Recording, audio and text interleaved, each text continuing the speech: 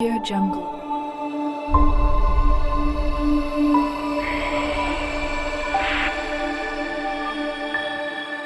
Audio Jungle.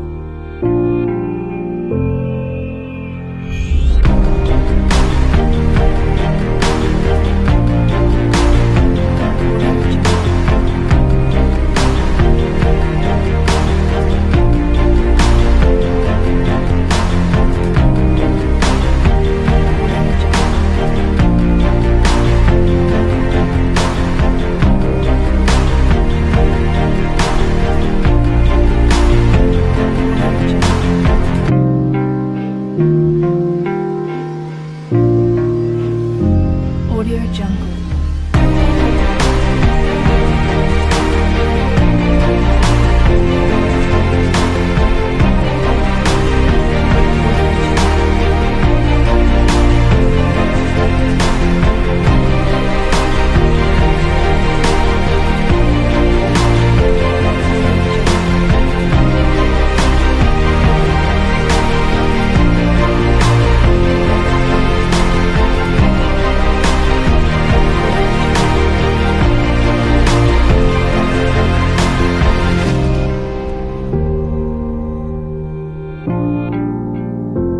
Audio Jungle.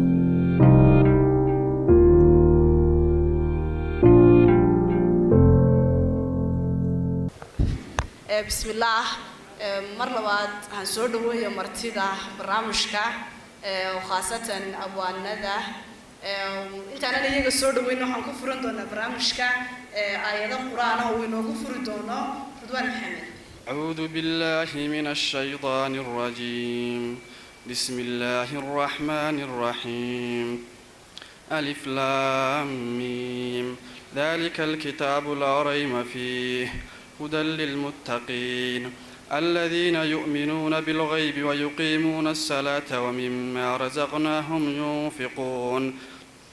والذين يؤمنون بما أنزل إليك وما أنزل من قبلك وبالآخرة هم يوقنون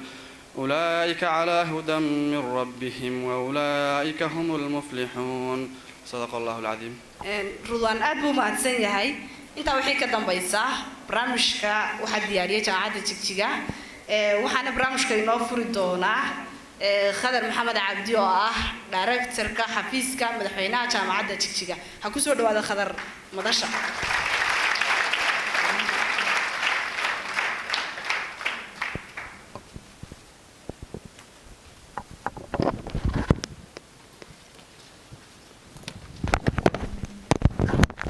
السلام عليكم. صباح وناكسن. marka hore waxaan ku faraxsanahay inaan kala qayb qaato munaasabadan ay soo agaasintay jaamacadda Jigjiga iyo waliba dhalinyaradan aadka u firfircoon anigoo ku hadlaya magacayga iyo magaca jaamacadda waxaan idinku soo dhaweynayaa jaamacadda Jigjiga oo aan leeyahay ku soo dhawaada run ahaantii barnaamijkani waa barnaamij loo baahnaa in hadda ka hor la qabto waayo inta badan kuma badna deegaankeena in dhalinyarta loo qabto wacyigelin kala duwan waxaan oran karaa waa markii ugu horeysay oo barnaamij noocan oo kale ah la soo diyaariyo ardayda laga wacyigeliyo waxaan ogsoonahay in dhawaanahan dhalinyarteenu ay xagga qabiilka u badan yihiin waxaan ognahay in dhalinyarteenu ay waxyaabo kala duwan oo haboonayn mustaqbalkoogana meel kaga dhacaya ay ku mashquulsan yihiin marka waxa loo baahan yahay in laga wacyigeliyo waxyaabaha runaantii waxaan aad ugu faraxsanahay inay barnaamijka nagala qayb qaataan Naciima Abwaan Qorane Kayse Galeyd iyo waliba Umar Serbiya oo runaantii ah dhalinyaro aad loo u haboon in lagu daydo marka nageeya Ali Khalif marka waxaan leeyahay jaamacaddu waa jaamacadiini inaad nagala qayb qaadataan wacyigelinta iyo waliba motivational activity-ga waanu ku faraxsanahay hadda ka bacdina waxaan hubnaa in dhalinyaro badan oo sidiina oo kala ah ay ka soo bixi doonaan jaamacadda Jigjiga marka barnaamijkan waa mid loo baahnaa waa mid haboon in la sii ballaariyo oo lagu sii ballaariyo dugsiyada kala duwan iyo waliba aan iraade gobolada kala duwan ee deegaanka marka barnaamijkeeni uu inoo furan yahay waxaan leeyahay inaad ka qayb qaadataan ardayda kala duwan ood si fiican uga qayb qaadataan ayaan idinkula dardaarmaya. Assalaamu calaykum. intaa wixii ka dambeeya barnaamijku inoo furan yahay si toos waxaynu gudageli doonaa martida barnaamijka loogu talagalay oo ugu horeyso mudnaantaan si gabadh maadaama aan ahay Naciima waan qorane sidoo kale Kayse Maxamed Xuseen Kayse Galayd sidoo kale Umar Ali Xasan oo loo yaqaan Umar Serbia waxa isaguna gadaal anagoo ugu talagalay barnaamijka inuu nagala qayb qaato mid kamid ah abwaaniinta Soomaaliyeed oo naga yaraagay taas way baan ugu dari weynay madasha markii hore laakiin gadaal maadaama ka soo galay isaguna waxay nala joogan nin saxafiya ahna abwaan Soomaaliyeed naga yacni Khaliif isagana si gaar ah soo dhaweynayna maadaama barnaamijka gadaal ka soo galay haddaan idinku bilaabo martida barnaamijka Kayse Maxamed Xuseen Kayse Galayd waa mid kamid ah abwaanada Soomaaliyeed barnaamijkan iyo barnaamijyadiisa kalena kaga qayb qaata dhiirigelin uu bulshada u sameynayo sidoo kale waa suugaanyahan Kayse waxa weeyaan heerkiisa jaamacadeed waxay taagan tahay first degree waa public health master degree-giisuna waxa weeyaan health of care management Kayse sidoo kale experience wuxuu haystaa 3 sano ah 3 sano u dambeeyay waa bara jaamacadeed iyo macallin suugaaneed madasha u horeysa waxaan rabaa inaan Kayse ku soo dhaweeyo suugaantiisa wacyigelinta ugu talagalay dhalinyartan magaalada Jigjigan oo halkan inoogu bilaabo Kayse Maxamed Xuseen Kayse Galayd hala soo dhaweeyo. Bismillahir Rahmaanir Rahiim. Ilaahay baa mahadle halkan inagu kulmiyay waa salaamaya dhalinyarada quruxda badan ka soo qayb gashay madashan iyo guud ahaanba dadweynaha isugu yimi goobtan waxaan mahadinayaa jaamacadda Jigjiga University oo inoo soo qaban qaabisay iyada iyo dhalinyarada curis oo ay ka mid yihiin Khadra iyo ayuuna barnaamijka qayb ka qaadanayay aad baan u mahadinayaa waxaan moodaan xilli dambe soconayno hadalladan ugu soo talagalay badankooda wax badan baan ka tagi doonaa farxad weyn bay runtii noo tahay inaanu halkan imaadno aad baan ugu faraxsanahay inaanu la qaybsano bulshada iyada halkan joogta Jigjiga iyo nawaaxigeedaba ee Soomaaliyeed inaanu halkan ku wadaagno aragtiyo suugaaneed iyo mid wacyigelineedba waxaan u galayaa isbedel baa jira reer Muqdisho reer Jigjiga ay dareemayaan isbedelkaasi waa isbedelka anaga lafteedu aanu halkan idinku nimi isbedel marka la leeyahay wax waliba way isbedelaan waxaan iska bedelaa xataa dharkan xidhanay baynu iska bedelaa xataa cuntooyinkan cunaynu iska bedelaa wax kastaaba nolosha isbedel bay leeyihiin laakiin isbedelka bulsho ama siyaasadeed waa mid ka duwan ummaddu isbedelada yaryar dhacaya waa mid ka duwan waa mid ummadda nolosheeda go'aamiya jihada ay u jeesanayso waa mid u baahan maskax badan aqli badan indho soo jeeda oo dhug dheer waa mid u baahan waxaan dareemaynaa markaas inay culays badan oo garasho ahaaneed fakar ahaaneed maskax ahaaneed iyo mid muruq ahaaneedba inuu jiro isla markaana uu la socdo dadaalka ummaduna u baahan tahay inay fakarto aragtidooduna ay dheeraato kana koranaato waxyaabaha hoose ee sida qabiilooyinka iyo wixii la halmaala ama waxyaabaha aan wax badani ka cabaynin laakiin ummadeenu ay inta badan ku jahwareertay suugaantan siga gelaya saaxiibadii baa wixii hadale u yaala fara badan aan u dhaafaya aniga kaalinteedu waa inaan suugaan idinla wadaago goobta waxaan filayaa dadka ugu badan ee jooga inay arday yihiin gabay la yiraahdo aqoonyahan baan ugu furi doonaa 2-3 kale oo gabayna waa uga sii gudbi doonaa intaan ka gaadhno aqoonyahan wuxuu soo baxay xilligan wax baranayay mid kamid oo aan ka qalin jamiyay jaamacadeedii markaas wuxuu la hadlayaa dhalinyarada iyo qof kasta oo bilaadan wax baranaya iyo aqoontu waxay tahay gabaygu wuxuu odhanayaa markaas ma micnayn doono sababta aanu micnayn waqtiga inuu yaraawadeed qof walba intii Ilaahay ka garansiyo buu ka garan doonaa insha Allah gabaygu wuxuu odhanayaa arjirta waynu naqaanaa waa inta laga raacdaa arjiri ma kala abaal weyda baa la yiri haddii inaan yiri ari waayo ayda markaa ay ku wada raacayaan kolay ariga ku soo yara dabaasho ama neef ka lumay ay ku sheegtay tirada wati halka daaqaysay abaalun baa isku haysan halkaas ku bilaamaya bilaadanku si isugu baahan yihiin arjiri abaal guuna ay abid wadaagtaayeen in abaydin maamulayna waa amar madiidaana ajashuna waxay eersataa ana sababeeda awrtuna culays loo gigtiray kuma itaalaana arartuuga tixa aafasida maansa ku ugaarsi abwaan dhabi afkii uma furo aayatiin male afmaal togan aqoon iyo murtaal lagu ogaada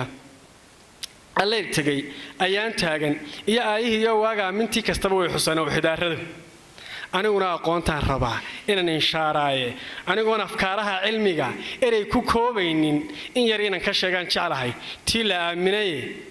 ardayahay amaanada dhagaha iyo ramaaheeya aqoonay ugbaad lagu hirtay idhama hoobaanlay afarnaaslay ibehergollada eeg basi u dhiiqdo isir hodanlay abiya laama badan kumani liiloodlay godol adag allay lagu dadaal aba saxeed raaja mayr dhowdo ubadkeed korsada uunka wada deeqa af libaaxlay eeg madadayalay aarafadalkiilay marna inaan indhaa kuulatiyo ubax firkiisiilay marna igar maqaar loo dhigiyo geenya ku haastaysan in yar baa kumaashay dad badan oo dakama qaada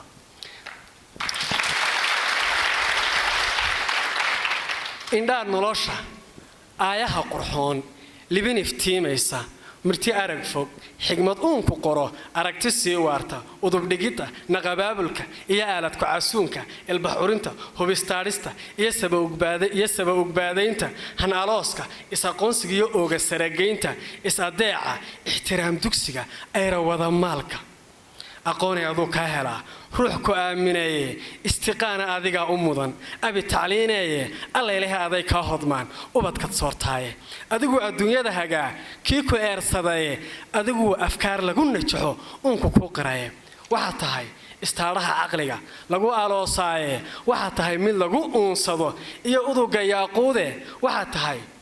ugbaad lagu hirto iyo ubaxa dayreede waxa tahay awood lagu korshaa maana baarsadaye nin ushaada dirta ma haro umaska jilaale ikhtiraacayasha iyo raga aaladaha keenay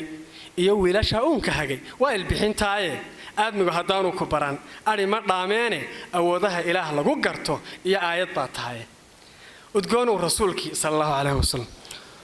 udgoonu rasuulkii kolkii lagu ogeysiiyay ayaantii jibriil loo igmaday diinta amarkeeda iqratii la yiri ay adaan ku ardaa galaaye ubaxaaga iyo dhiib nin ragay ka agtagay waaye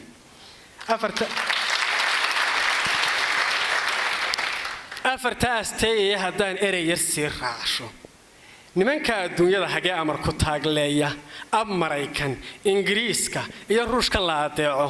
australiyadan baaracdee gaajo ka irdhowday kanadadan irmaanaatay iyo yurubtan iidaysa jaynahan awoodaysta iyo nimankan iiraana imaaraadkan heegada koray iyo dubay ilayskeeda carabtan indhaa kala furtay iyo eeshiyadan toostay iyo gadar aftaageedu waa agab tacliineeda adiga ay aqoonay dhammaan kugu adeegteena nimankii aad soo ababisaa aarankaa fura ee afrikana ku soo eersatay oo way aflaxaysaa afrikana ku soo eersatay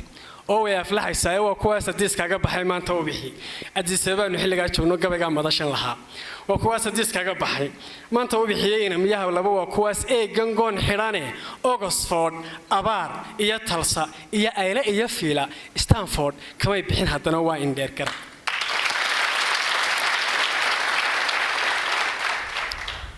Stanford kamay bixin haddana waa indheergarade aradkood wixii lagu baray ayay ku intifaaceen Oslo iyo aanoon moos ka tagin ama Isbaanishka ama aanu tawa gaadhin baan eefay 100 jeer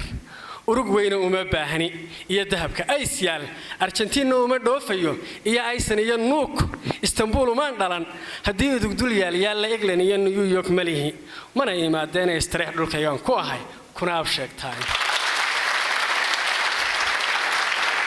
istareex dhulkaygaan ku ahay kuna absheegtaaye tartanka adduunyada ka jira jeeran ku adkaado arre adag ilaa looga kaca inanka Soomaali ijtihaadka inaan joojiyaa wayla ama kaage usha PhD-diya anoon alifya ka qaadan libintaada inaan aawulaa aayatiin ma lehe jeeron aqoonyaha libintaada inaan aawulaa aayatiin ma lehe abtirkaaga jeeron ka galo oo dawgu taagan jeeron aqoonyahan ku qoro ogta magacayga jeeron sidii Einstein ku alkuma faylal Albert Einstein jeeron sidii Einstein ku alkuma faylal jeeron astaantaada wacan guulo ku abuuro inaan aashay ka gaabsada waa allow sahale ambaqaadka geediga in ragi uu odorosaaye obokh iyo Djibouti iyo ilaa adari hoosteeda awaariyo wardheer iyo halkii faafan iyo email ilbiriyo obokh iyo Djibouti iyo ilaa adari hoosteeda awaariyo wardheer iyo halkii faafan iyo email iyo Djibouti iyo obokh iyo Djibouti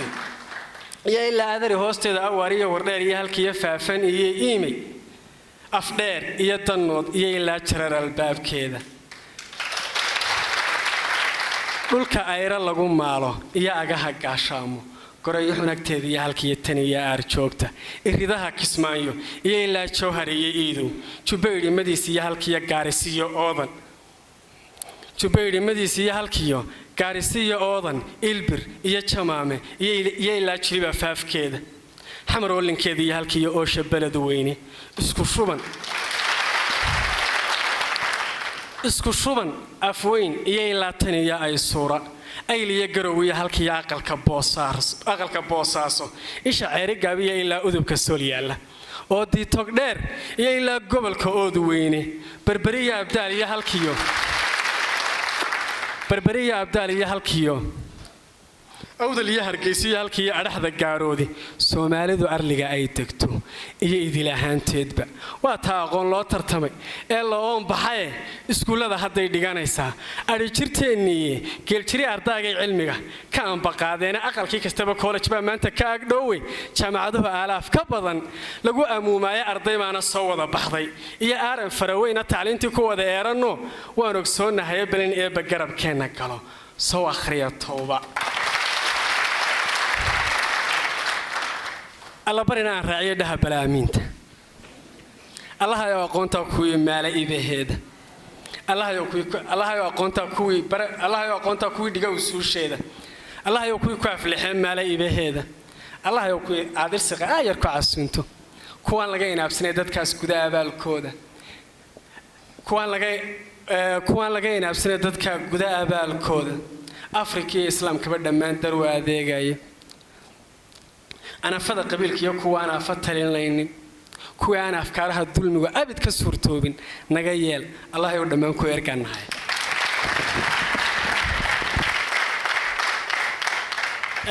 أنت سواء أرضي يا قونتي يا كجرتين والنكاس أنا قلت بيا قبل اللي هذا برين قدرية وحنا كسر قاضية قبل هذا قيبت ألف ليدا الفليده ما تقان وقيبت حرفها ير شغلada isu raacraacdo qaybtaas inuu dhaxda baalanayna waxooga gabal hooyo isagana Soomaalinimadu waa maxay marka nahay dad Soomaaliya waxaanu kala nahay Soomaalidu waa dad isir wada leh af aqoon dul deegaan dhaqan inaha say aqoontuna ka timaada ay wadaaga wixii aan meel kale laga soo ergisanin asal ahaanna meel ka soo wada jeeda wax badan ay isugu xiran yihiin oo isku dan waa ari jirti oo kale wuxuu oranayaa Soomaalida Ilaahay baa ka dhigay uliye diirkeed waxaan hooyo iyabay ka timi walaxda aabba unugyada jirkay wada socday araxda weeyaan waa aroorayaal iyo xangula ku wada yaal afka iyo sankiyo waa indhax ruux adeegsado waa niman Ilaahay fadilay oo islaam qiray waa niman adduunyada ka digay waa niman arlaa'iga ka digay gees Afriqiya ari iyo gamaan iyo loo iyo ayra wada foofta ugaar iyo shidaal iyo kalluun idil wixii beerma waa niman nimcada ee bahay wada agtaala waa niman nimcada ee bahay wada agtaalaayo waa niman ascaartii yaqaan iibka lacageeda waa niman ugaas iyo saldalad lagu ammaanayo waa niman abwaaniin leh iyo awyo duub xiran waa niman adduunku waa u qiray arriyo suugaan waa niman odhaahday dhahan erey xigmowda waa niman aqoon-yahan ku jira eega maanta haddaba maxaa inaga qaldan intaasoo dhan soo ma wadaagno armiyaa ku diidan tihiin asku raacnay soo maaha maxaa qaldan ha yeeshee ayaamahan waxbaa ku ibtilaysnaa waatan wixii qaldanaa ha yeeshee ayaamahan waxbaa ku ibtilaysnaa ee abguridu suntii ay gantay ayaa jabisay oofa qabyaaladii abriskii qaniinaa ku duray abuurka maandeeq orgomiyo dhurwaabaa dharqaday dhagoridinley eebada rag baa kala dhex dhigay inayo wiilkiisa nimanbaa abley iyo gantaal noo adeegsaday nimanbaa asqada qaybiyey oo soo agaasimay nimanbaa afkaar reer galbeed nimanbaa asqada qaybiyey oo soo abaabulay nimanbaa afkaar reer galbeed noo adeegsaday ixsaanka iyo rag bay dhaawacaan ereyga diineed nimanbuu islaamkuba leeyahay amar ku taaglayn terroristi bay ku leeyihiin soo maaha nimanbuu islaamkuba leeyahay amar ku taaglayne af qalaal rag baa weli u qaba libin aqooneed adduunyaduse waa laba ilhaan midiba aasheeda arbiciya khamiis bay dhashaan samiya aafaaday insha allahu soomaaliyey aaran baan noqon kala olimay sida rugbaad udubka tuutay aminaan fogayn buu nasrigu aaya soo degi onkodiyo hilacba mar qura oonka soo furan ardaabay ragaaga ku shiri karay irdhaysna isticmaarka iyo gaalada laga ilroonan arxanlaawayaasha iyo guntiya aadunnada qooqay iyo urgaslaa waa la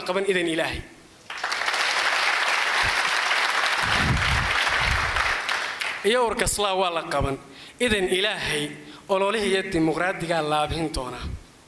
umarada waxaa noo hormaray inanka khayraad asxaabtii rasuulka iyo daraada haljanniin moodo sallallahu alayhi wasallam asxaabtii rasuulka iyo daraada haljanniin moodo iyo awliyaa noo gar qaban awrka geediga iimaan mid loo wada qiraan noqon amiirkii eedaanku madaxtooyadu kaalwi doona eexdiyo waxaa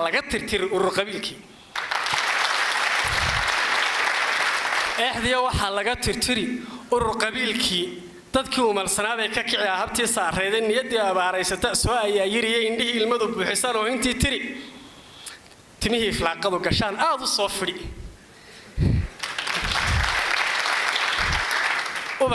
ubadkiya haweenka mashxarad oogsan oo kiciye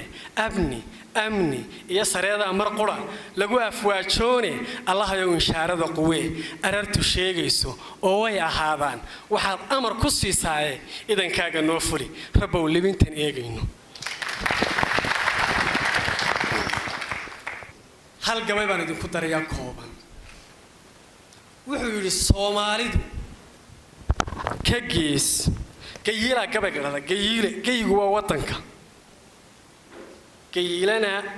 inaan saaxiibnayo xasan burcale oo aad aqoon u ah oo ragga afka inta badan hindisa ah baa ereyo uu hindisay oo halkaynu ka leenahay wadani iyo carabi ka yimi iyo citizen iyo buuriniyo gay haddaynu dhahno waa dhulkeennii gayiilana aynu dhahno waa ninka dhulka lahaa maxaa ku jaban waan isla eegnay erey kaga qurux badan waanu weynay markaas gayiila gabayga saasaan ugu wanqalayn gayiila markaa la yidhahdo waa ninka dhulka lahaa waa dhulka ninka lahaa waa halkii citizenku ku jiray buu ku jira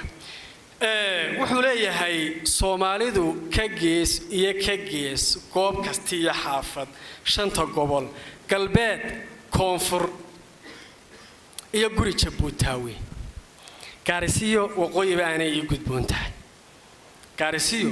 waqooyiba aanay ii gudboon tahay gaarisiyo waqooyiba aanay ii gudboon tahay gay qura ayay yihiin waana gacalka ee ninka raba inaan kala gurow ninka raba inaan kala gudbow kaama gura taas ninka raba inaan kala gudbow kaama gura taas maxaa wacay gobaan ahay qawaday xadadka gaaleed maxaa wacay garaadkaani farin gaar u kala sooc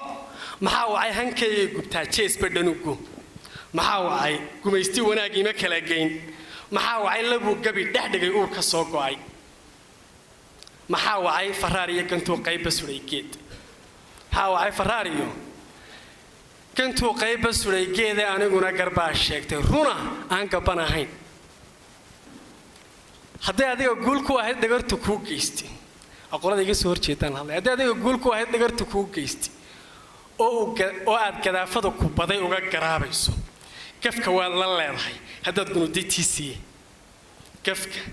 waa la leedahay haddaad gunudaytiisii ninka anigu godobtayda qabo waa ka gudayaa ee ka galgalo warmaa goobaya ay ku kala goyni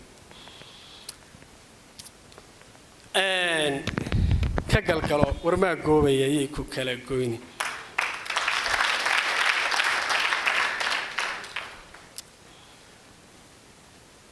hadduu cadow geelaa lahayd guuta ku xabaaro oo uu garnayl iyo hub iyo gaasas ka hor joogo dawaa geelaagii Soomaa hadduu cadow geelaa lahayd guuta ku xabaaro oo uu garnayl iyo hub iyo gaasas ka hor joogo godolkiiyo listiisana asagu siista gabantiisa adigana ay goolmoo yihiin gurungurcoodkaagu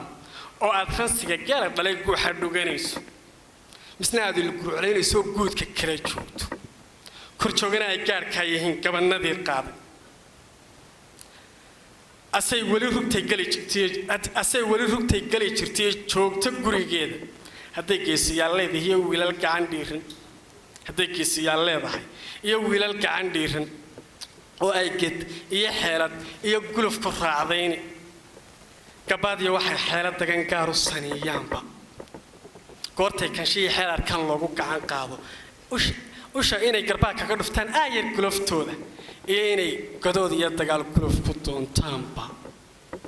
hadday sumada mid u gaar ahayd geesta kaga taalo galban mayso maandeeq intay gadaacyo nool yihiin libintuna ma sii gula fogay waa gundhowdahay libintuna ma sii gula fogay waa gundhowdahay libintuna ma sii guda fogay waa gundhowdahay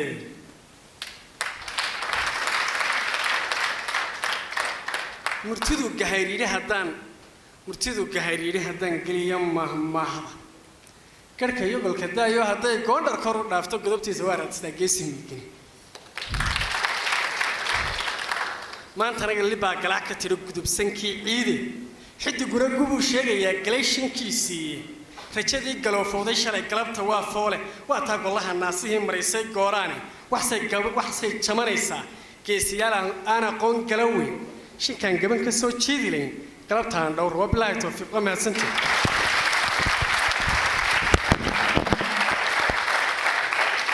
kayse maxamed xuseen kayse galeydh aad buu mahadsan yahay sidoo kale madashay isna waxaa iminka inoo soo kori doonaa cumar cali xasan oo loo yaqaano cumar Serbia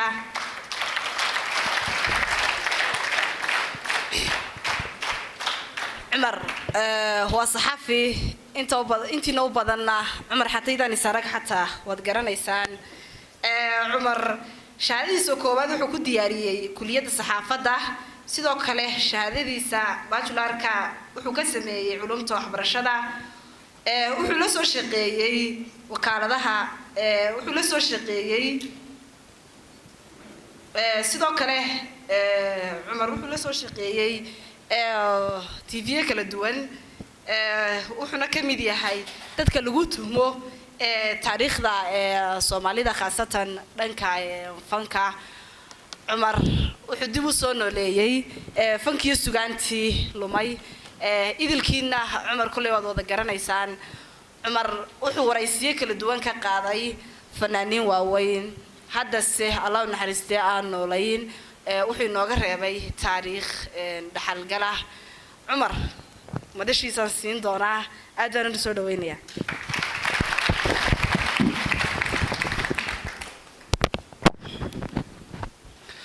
السلام عليكم ورحمة الله وبركاته دمانتين وانا السلام يا مدن يا مروبة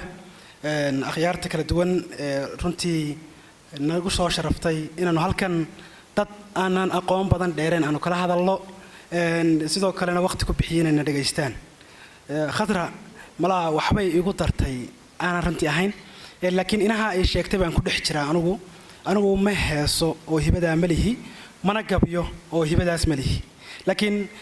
قفك سوماليغا دقنكيسو سومالي هي دينتيسو اسلامنimo tahay bulshada door buu kaga jiraa doorkaasi aan islaam ka qaadan kartaa ayuunbaa runtii noqday in wixii la yidhi ee kayse iyo naciimo inala hadli doonta mar dhow iyo abwaan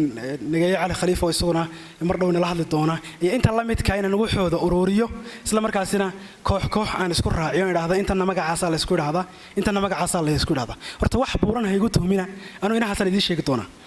waxaan rabaa soomaalidu si guud noloshooda waxay ka bilaabmatay miyi ama baadiye sidaad u taqaanaan kadibna magaalooyinkii baa la iskugu tegay iyadoo dhaqankii iyo fankii la wato dhaqankaas iyo fankaa la watay baadiyaha markii la joogay nooc buu loogu dhaqmi jiray oo sibuu ahaa kadib markii magaaladii la galay ee ilbaxnimo iyo arrimo kale la dhex galayna wuxuu noqday weji ka duwan wejigii hore laakiin waa fan soomaali uun sideedaba fanka wixii bulsho ka tarjuma wey haddii aad aragtaan qof soomaali ah oo adiga aan kaa tarjumahaynin hadday noqoto qaab labiskiisa hadday noqoto qaabku wuxuu gudbinayo iyo hadday noqoto dhaqannada ku duugan fariintaasi uu sido qofkaasi adiga kuuma heesayo kuumana gabiyo laanna kuumaba tarjumo waxaan rabaa mawduucan waqti kooban baan hadli doonaa runtii wuxuu mawduuciisu yahay waa fankii waa bilowgii fanka magaalo galka ah sugaantu saan sheegay miyi bay ka bilaabmatay kadibna magaalada ayay gashay hadalkuna wuxuu u qaybsamaa laba waa tix iyo tiraab hadalkan hadda idinkula hadlayaa waa tiraab laannu waa hadal aan meel isku aadisnayn sidoo kale aan lahayn meeluu ka bilaabmay iyo meeluu ku dhammaado aan nooc gaaroo lagu sheegana aan hayn marka hadalkaas ka sheekada ah taas waxaa la yidhaahdaa waa tiraabtii tixdii baan gelayaa oo isagu maanso iyo hees u qaybsama maansadii waxay ka kooban tahay gabaygii guurowgii batarkii dhaantadii walasaqadii wigladii noocyadaas ayaa la ysku idhaahdaa waa maanso waxaynay leedahay waxaa loo yaqaana laxan laxanku waxa weeyaan waa qaab odhaahda hadalka haddaan qaab u sheekeeyo waxaan ku hadlayaa waa laxan haddaan bedelo oon qaab kale u sheekeeyo waa laxan laxan waa qaab raaca hadalka kor hoos meel dhexe kaasaa la yidhahdaa laxan ama naaxiya sida dadba u yaqaanaan marka anigu waxaan ka hadlayaa suugaantii haddaba miyiga ahayd ee farriimaha layskugu sheegayey laysku waaninayey lagu awood sheeganayey lagu hanjabayey sidee bay magaalada iskugu bedeshay magaalada markii la tegay suugaantii waxay yeelatay laxan kolka hore waxaa la yidhaahdaa suugaanta magaalada u guurtay ugu horraysay waa suugaanta loo yaqaana wiglada ereyadii ugu horreeyey ee magaalada lagu sheegaana waxay ahayd sidii cirku horay meel cusub leh oo cadceeda u soo baxdaatay laxan baa la saaray waxaa la saaray laxanka balwada loo yaqaano sidii cirku horay meel cusub loo cadceedii u soo baxdaa tahay laylay laylay laylay lalalala laymunay caawalay kudheerahaye laylay taniyo jigjigan jambiga kaloshee inaan jabomay la jeceshahaye laylay waxaa la yidhaahdaa ninkii ugu horreeyey ee yidhaahda laxankan ayaan curiyo maskaxday ka keeno wuxuu ahaa nin la odhan jiray cabdi deeqsi warfaa oo dadkay qaar u yaqaanaanba dadka badankiisu cabdisinimo wuxuu ahaa nin ku dhashay kuna barbaaray deegaanka awdal iyo saylac iyo xeebahaasi marka cabdisinimo wuxuu ikhtiraacay in heestii baadiyaha ama miyiga taallay magaalada lagaga heesi karo ee haddii laxan la helana waxaa la helaa meel laga duulo muusikadu waa qayb laxanka ka mid ah waana qaabraaca laxanka uun marka halkaas laxankii wuxuu u qaybsamaa 3 waxaa la yidhaahdaa mid focus oo waa kaa suugaanta badankiisa u badan tahay risiq eebba kuu diiday kaa durugsana yacni focus baa la yidhahdaa noocaas laakiin laxanku wuxuu ka bilaabay nooca saambada loo yaqaano oo heelooyinkii iyo oo dhowr iyo 30 ah dhammaantood waa laxanka saambada waana kii markii dhawada ereyadiisa aan ku luuqeeyey intaas kadib waxaa dhashay xilliga horta cabdisinimo uu sameynayay laxamadaas waxay ahayd 1930kii intaa kadib waxaa bilaabmay in fankii loo helo wax lagu tumo oo qalabkii muusikada loo helo ee kolkii hore daf iyo darbuugad iyo nasre iyo waxbaa jiri jiray laakiin kii oo casriyaysan oo runtii ama warshadi samaysay amaba alwaax la farsameeyey ah ayaa la helay kadib waxaa dhashay kooxihii walaalaha Hargeysa oo iyaga badankoodu kii ahaa niman wada xadaarad carbeed oo Yemen iyo Suudaan iyo Masar asalkoodu ka soo jeeday badankooda raggii xilligaasi Hargeysa ka bilaabay iyagoo wata magaca loo yaqaan balwoy waxa ay baleeyay mooyaan Cabdilaahi Qarshe Xuseen Aw Faarax Cabdi Xandulla Shanle Maxamed Saciid Gurroon Jire Iftiin gabadh la oran jiray guduucar oo mar dambe ku biirtay dadkaasi ayaa bilaabay fankii magaalada kadibna waxaa dhashay in suugaantii loo adeegsado fariimihii kala duwanaa oo ugu horeysay tii gobonimo doonka waxaa la yiraahdaa waxyaabihii ugu horeeyay ee suugaan laxan leh oo isla markaasina lagu luuqeyn karo loo adeegsado waxay ahayd muusikada laga soo dheehay muusikada caanka BBC-da ay ku soo gasho oo la yiraahdo dadkan dhawaaqaya dhulkooda doonaya haday u dhiidiyeen Allah ayaa u dhiib waa muusikada BBC-da ku soo gasho waxa lahaa Cabdilaahi Qarshe laxanka laakiin erayada waxa ku ladhay ninka la yiraahdo Allah u naxariistay abwaan Xuseen Aw Faarax oo dadku badankiisu u yaqaaneen dubad kadibna markii 1960kii ay xornimada Soomaalidu heshay oo ay ku horeysay Soomaalidii waqooyi Ingiriisku kumaysanay waxay noqotay in loo adeegsado xornimadii aan maal la hesheena maandeeqiyo waa mahad alle iyo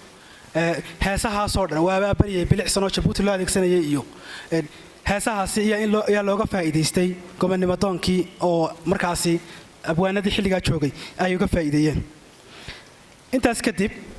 dawladdii Soomaaliyeed ee dhalatay waxay xoogga saartay inay dhisto kooxo faneed oo lagu qiyaaso 13 kooxood koox kastaana meel gaar ah ayay runtii xoogga saari jirtay asluubtoo kale koox unkood la yiraahdo ayay lahayd waxa ka dhashay suugaantii ay sameeyeen haddii aanan dhulkaygow dhuux cadaabo ku shubin dagaalkii 77 waa tii la qaadayay kooxdii asluubta ee onkad waxyaabaha ay soo saartay kamid ahayd waa bari oo kooxda wasaaradda warfaafinta hoos tagi jirtay waxay lahayd dhul ninkiisii baa iska leh waxa kale oo iyaguna heegan markay hadlayeen oo iyaguna suugaan culus ayay sameeyeen iftiin lafteedu afqalaad aqoontu miya oo kii cali sugla lahaa oo ahayd suugaantii kooxda iftiin oo wasaaradda waxbarashada hoos tagi jirtay sidoo kale waxa iyaguna iftiin waxyaabo ay soo saartay kamid ahaa alif la kordhabay alif la hoos dhabay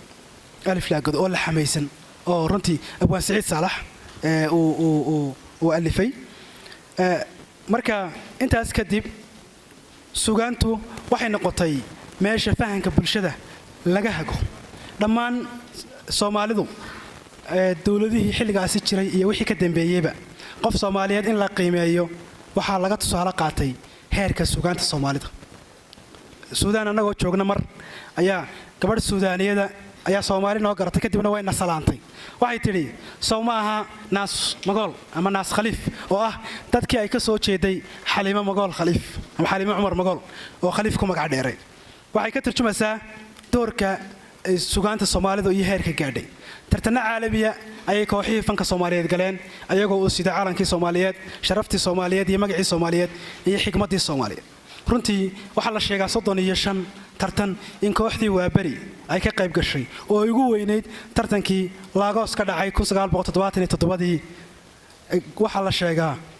marka laga tago 5 tartan inta kale inay kaalmaha koowaad galeen waxay tusinaysaa qofka Soomaaliga iyo suugaantu siday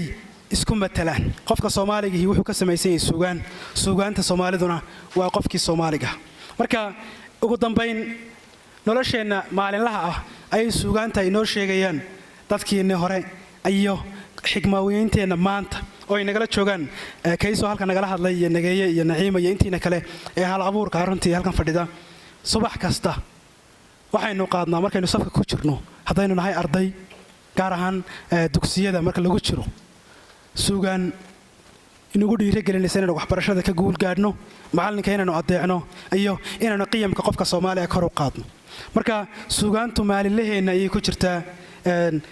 hal mid baa muhiim ah in qofka Soomaaligu uu ogaado in suugaantaasi ay noqoto mid isaga ka tarjumaysa ugu dambayn waan idin mahad celinayaa waqtiga aad ugu dhagaysateenna waad ku mahadsantahay salaamu calaykum cumar intaan ku sheegayay waad ka aragtay ma filaya isagu laakiin uu dafiray markuu meesha soo istaagay cumar waxaan aad u xiiseynayay inaad sugaanta qaybtii heelladii jigjiga aad luuqda noogu sii kordhisid laakiin uu inagu barjaray taniya jigjigan jambiga kalushe waryaa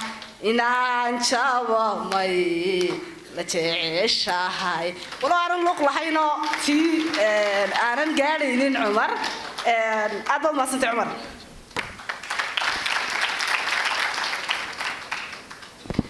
sidoo kale madasha hadda waxaa la wareegi doontaa Naciima Abwaan Qoran Cali Naciima iyada iyo aabaheed baa si fiican baad uga dharagsan tihiin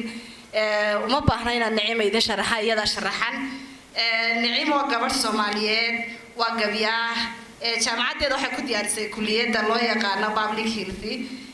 Naciima waxay u leedahay midnimada ummadda Soomaaliyeed sidoo kale Naciima waxay cilmi baaris ku samaysay research midnimada ummadda Soomaaliyeed sidoo kale Naciima waxay cilmi baarista ku samaysay meelo badan oo ka mid yihiin gobolada Soomaalida khaasatan mudooyinku dambeeyay Naciima ku sugnayd Muqdisho Naciima iyadu inay isqarin Naciima waa reewaare waxay ku dhalatay oo ku barbaartay gobolka Jarar khaasatan degmadiisa Awaare oo 13 sano horeeyay ku qaadatay Naciima wixii inta ka dambeeyay waxay ku noolayd magaalada Hargeysa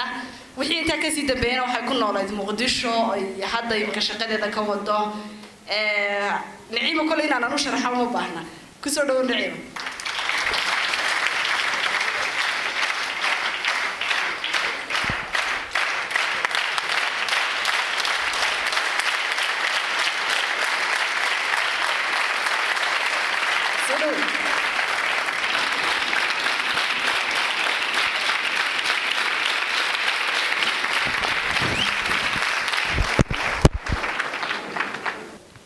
هذا تيم halkan fadhiya Naciima waxay ka dalbadeen maadaama iyadu tiri ayna maxaa la dhahday ay halkan calankeedii ay la soo istaagtay inay heestii Soomaaliya toos in yar ugu luuqayso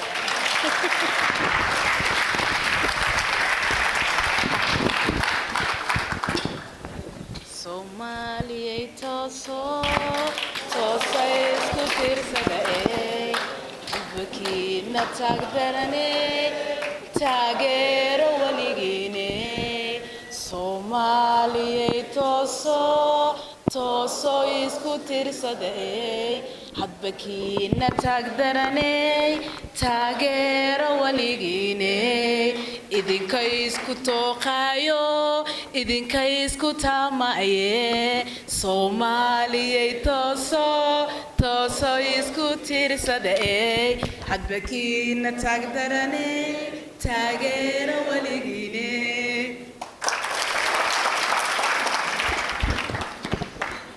igar halaha daanu heesa kuma luuqayna qaano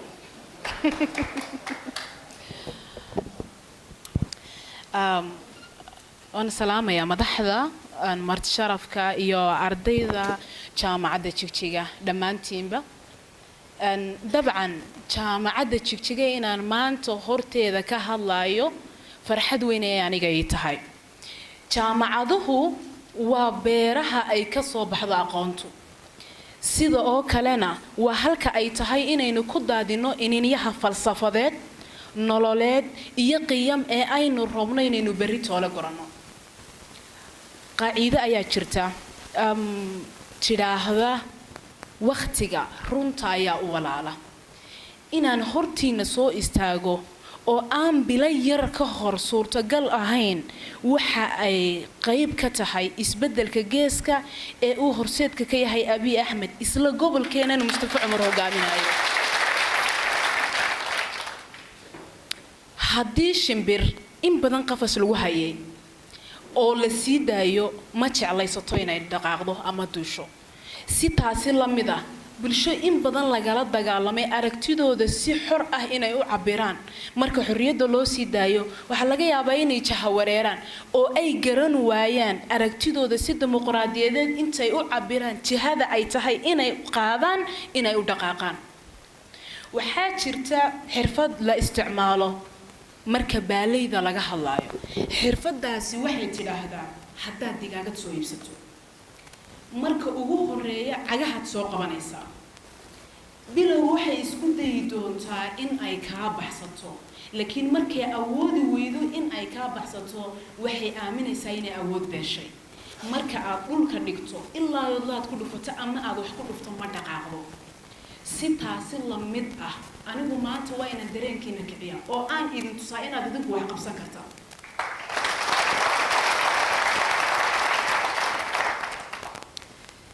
dadkaygiyo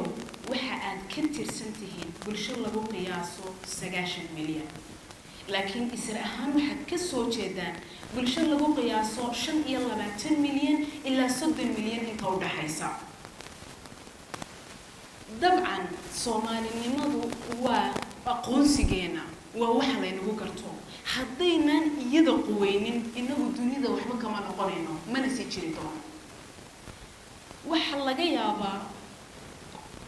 dhalinyarada hadda nooli ee kuwa bariistay oo xuduudaha ay reer galbeed ku dhigeen in ay ku jahawareeraan siyaasadda maanta jirta iyo wixii iyaga ka horeeyay jiray tusaale ahaan waxaan idin siinayaa tusaalihii igu qiirada badnaa aan arko ilmo yar oo sanadadan lagu jiro 18 jir iyo 20 jir inta u dhaxeeya oo laakiin yaqaan isirkiisu qiimaha uu leeyahay maalin maalmaha kamida orodadii Djibouti ee sanadkii hadda la soo dhaafay waxa ka wada qayb galay wiil magaalada Djibouti ka socda iyo wiil magaalada Muqdisho ka socda wiilkii reer Djibouti oo tartamo orodka ugu horeeyay intuu ordayay waxa uu eegay xaqiisa dambe BBC-da waraysato waxa lagu warnay intii aad ordaysay xagga dambe adeegaysay xagga dambe maxaa ka jiray wuxuu yiri wax Soomaali sheegto walaalkay wiil reer Muqdisho aad jiray waxaan eegay walaalkaygii Soomaaliga ahaa halku soo maray inaan ogaado laakiin waan ka xumahay awoodan soo qaadanay waxaan rabaa in aynu ogaano oo aynu xoojino waxa isku keen xidhaya inuu yahay isirkeena oo aanay dadka kale intooda badan ama haddaynu tusaale u soo qaadan Itoobiyada maanta ku noolahay dad qowmiyada iyo isir kaliya wadaaga aanay ahayn xaqiiqada jirtaas waxay tahay maanta waxaan u baahanahay inaynu ku wada hadallo buugan dastuurka Itoobiya waxa ku yaala aynu xaq u leenahay inaynu inagu qaadano in kaga shaqaysano inagu cidnaba ku xadgudbahayna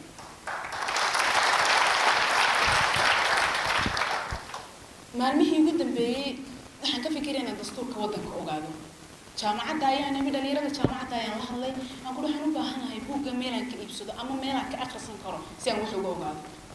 dastuurku qodobo wuxuu dhigayaa dabcan aanu markii aan hore aanan islahayn wuu idin siiyay xaqa laakiin aan aaminsanahay dadka aynu ku hoos noolay inaanay waxba inaga xaqirin inagu inaynu nahay kuwa isugu wacan la xaqiro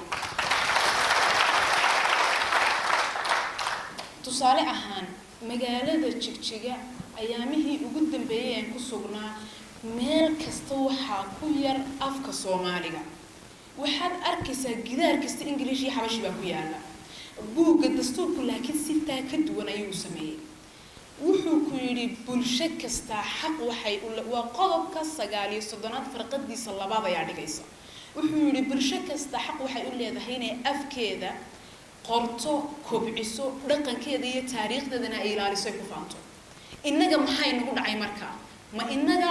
wali dad iyagu cid isu gumeeya mise inaga Itoobiyaan ismoodeen aqoonin halkeen ka soo jeedo waxaan doonayaa su'aashaas qof iga jawaabi karo madasha jooga inuu jiro maxaa dhacay hoteelada goobaha ganacsiga meel kasta Itoobiyaan ay haysta ma diidanin deegaanka nugula nooli way noo shaqeyn karaan laakiin sideeday percentage ugu badan u qaadan karaan waa su'aal badan inuu qofku isweydiiyo waxa kale oo jirta dhamaanteen waxaynu u muraad dilacsaneen u doodeynaa in dhul iyo dad ay naga haysto waxa aan isweydiiyay buugan qodobka 9 farqadiisa koobaad ayaa dhigaysa bulsho kasta oo wax isku mid wadaagta inay go'i karto maxaad gooda afkaaga wada hagaajin weyday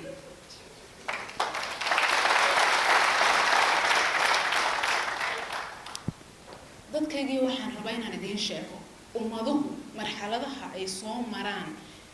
ayay wax ka bartaan marka aan anigu arkayo 100 milyan oo Ethiopian ama 90 milyan oo Ethiopian oo dhul iyo dad biiga maqan yihiin oo dariskayga yihiin isla sidaasi kamidana ay Kenyan oo dhul iyo dad biiga maqan yihiin dariskayga ay yihiin waxaan u baahanahay ficil ummadaha xorta ah ay la yimaadaan ku ka badan oo aan ugu dagaal tagayo waxayga maqan sidaan ku soo dhacsan lahaa waxaan arkay madaxweynaha gobolka oo aad ugu adkaynaya dagaalkii 77 dadkii u soo halgamay waa mujaahidiinteeni waa run haba lagu daran oo la sida Ethiopia maalinta Talyaaniga ka adkaatay u xusaan maalinta dawladda federaalka Soomaaliya inay ku darsatay ahayd oo iyaguna maalinta xusno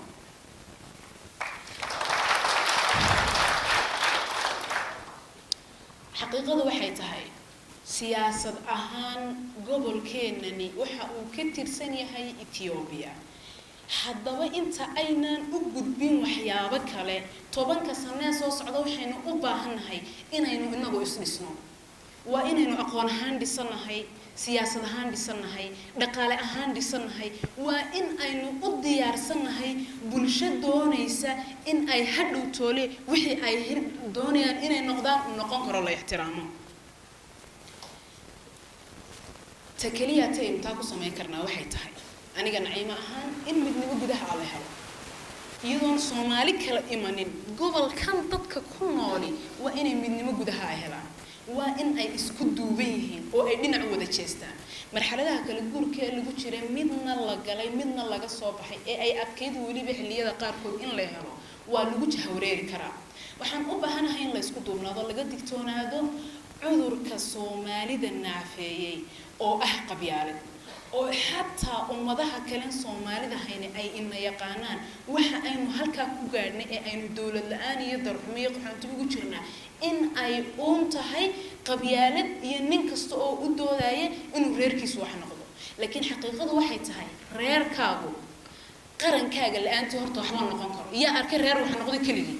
yaa arkay reer darajo gaadhay cid inaga mido oo reerkoodi intay qabyaalad darteedu waxay taan wax noqdeen ma jiraan waxaan u baahanahay cudurka qabyaalada inaynu ka digtoonaa ugu dambeyntii ma doonayo inaan ku dheeraado waxaan rabaa in aan idin soo qaato tusaale markaan bariga Afrika marayay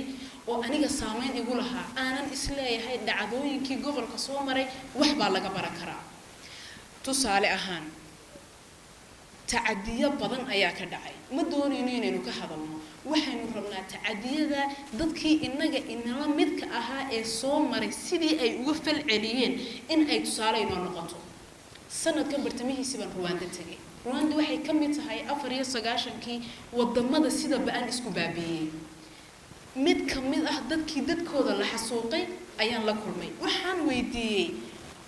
bal ii waran sidee bay u dhici kartaa qof dadkaagii laayay inaad la noolaato waxay iigu jawaabtay gabadhaasi 8 ciyaala oo aan walaalanahay hooyaday aabahay abtiyaasha iyo habaryarahay ninkii dilay baan anigu qoodiyaa oo gacanta ku hayaa waxaan rabaa inaan ogaado xigmad dabartan ka dambaysa waayo waxaan ka imid dad aad isku xaalad marteen welina ku jira waxay igu tiri runta haddaan kuu sheego ninka haddaan dilo dadkaygu ima soo noqonayaan haddii aan colaadiyana colaadi waxba iima tarayso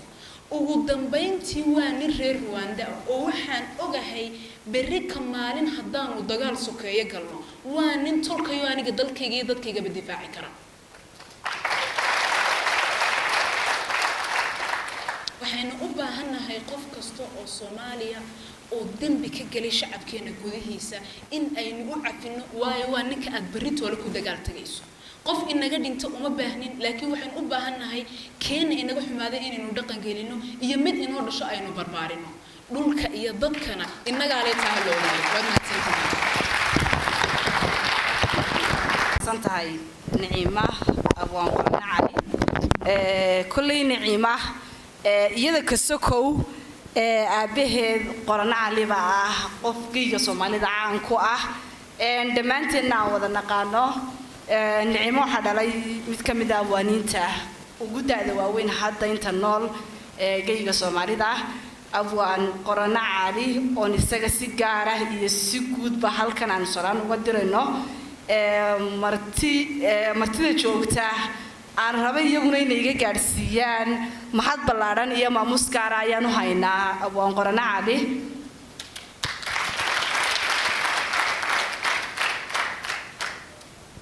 intaa wixii ka dambeeyay waxayna la joogay isaguna mid ka mid ah saxafiyiintii radio Fana dhammaantiin malaasaad u garanaysaan nageeye cali khaliif waa mid ka mid ah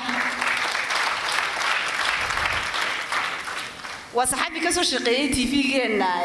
radio Fana xaruntiisa ugu weyn ku taalla magaalada Addis Ababa muddo dheerna ka shaqeynayay nageeye waa saxaafi ahna abwaan Soomaaliyeed nageeye aan madasha ku soo dhaweeyay isna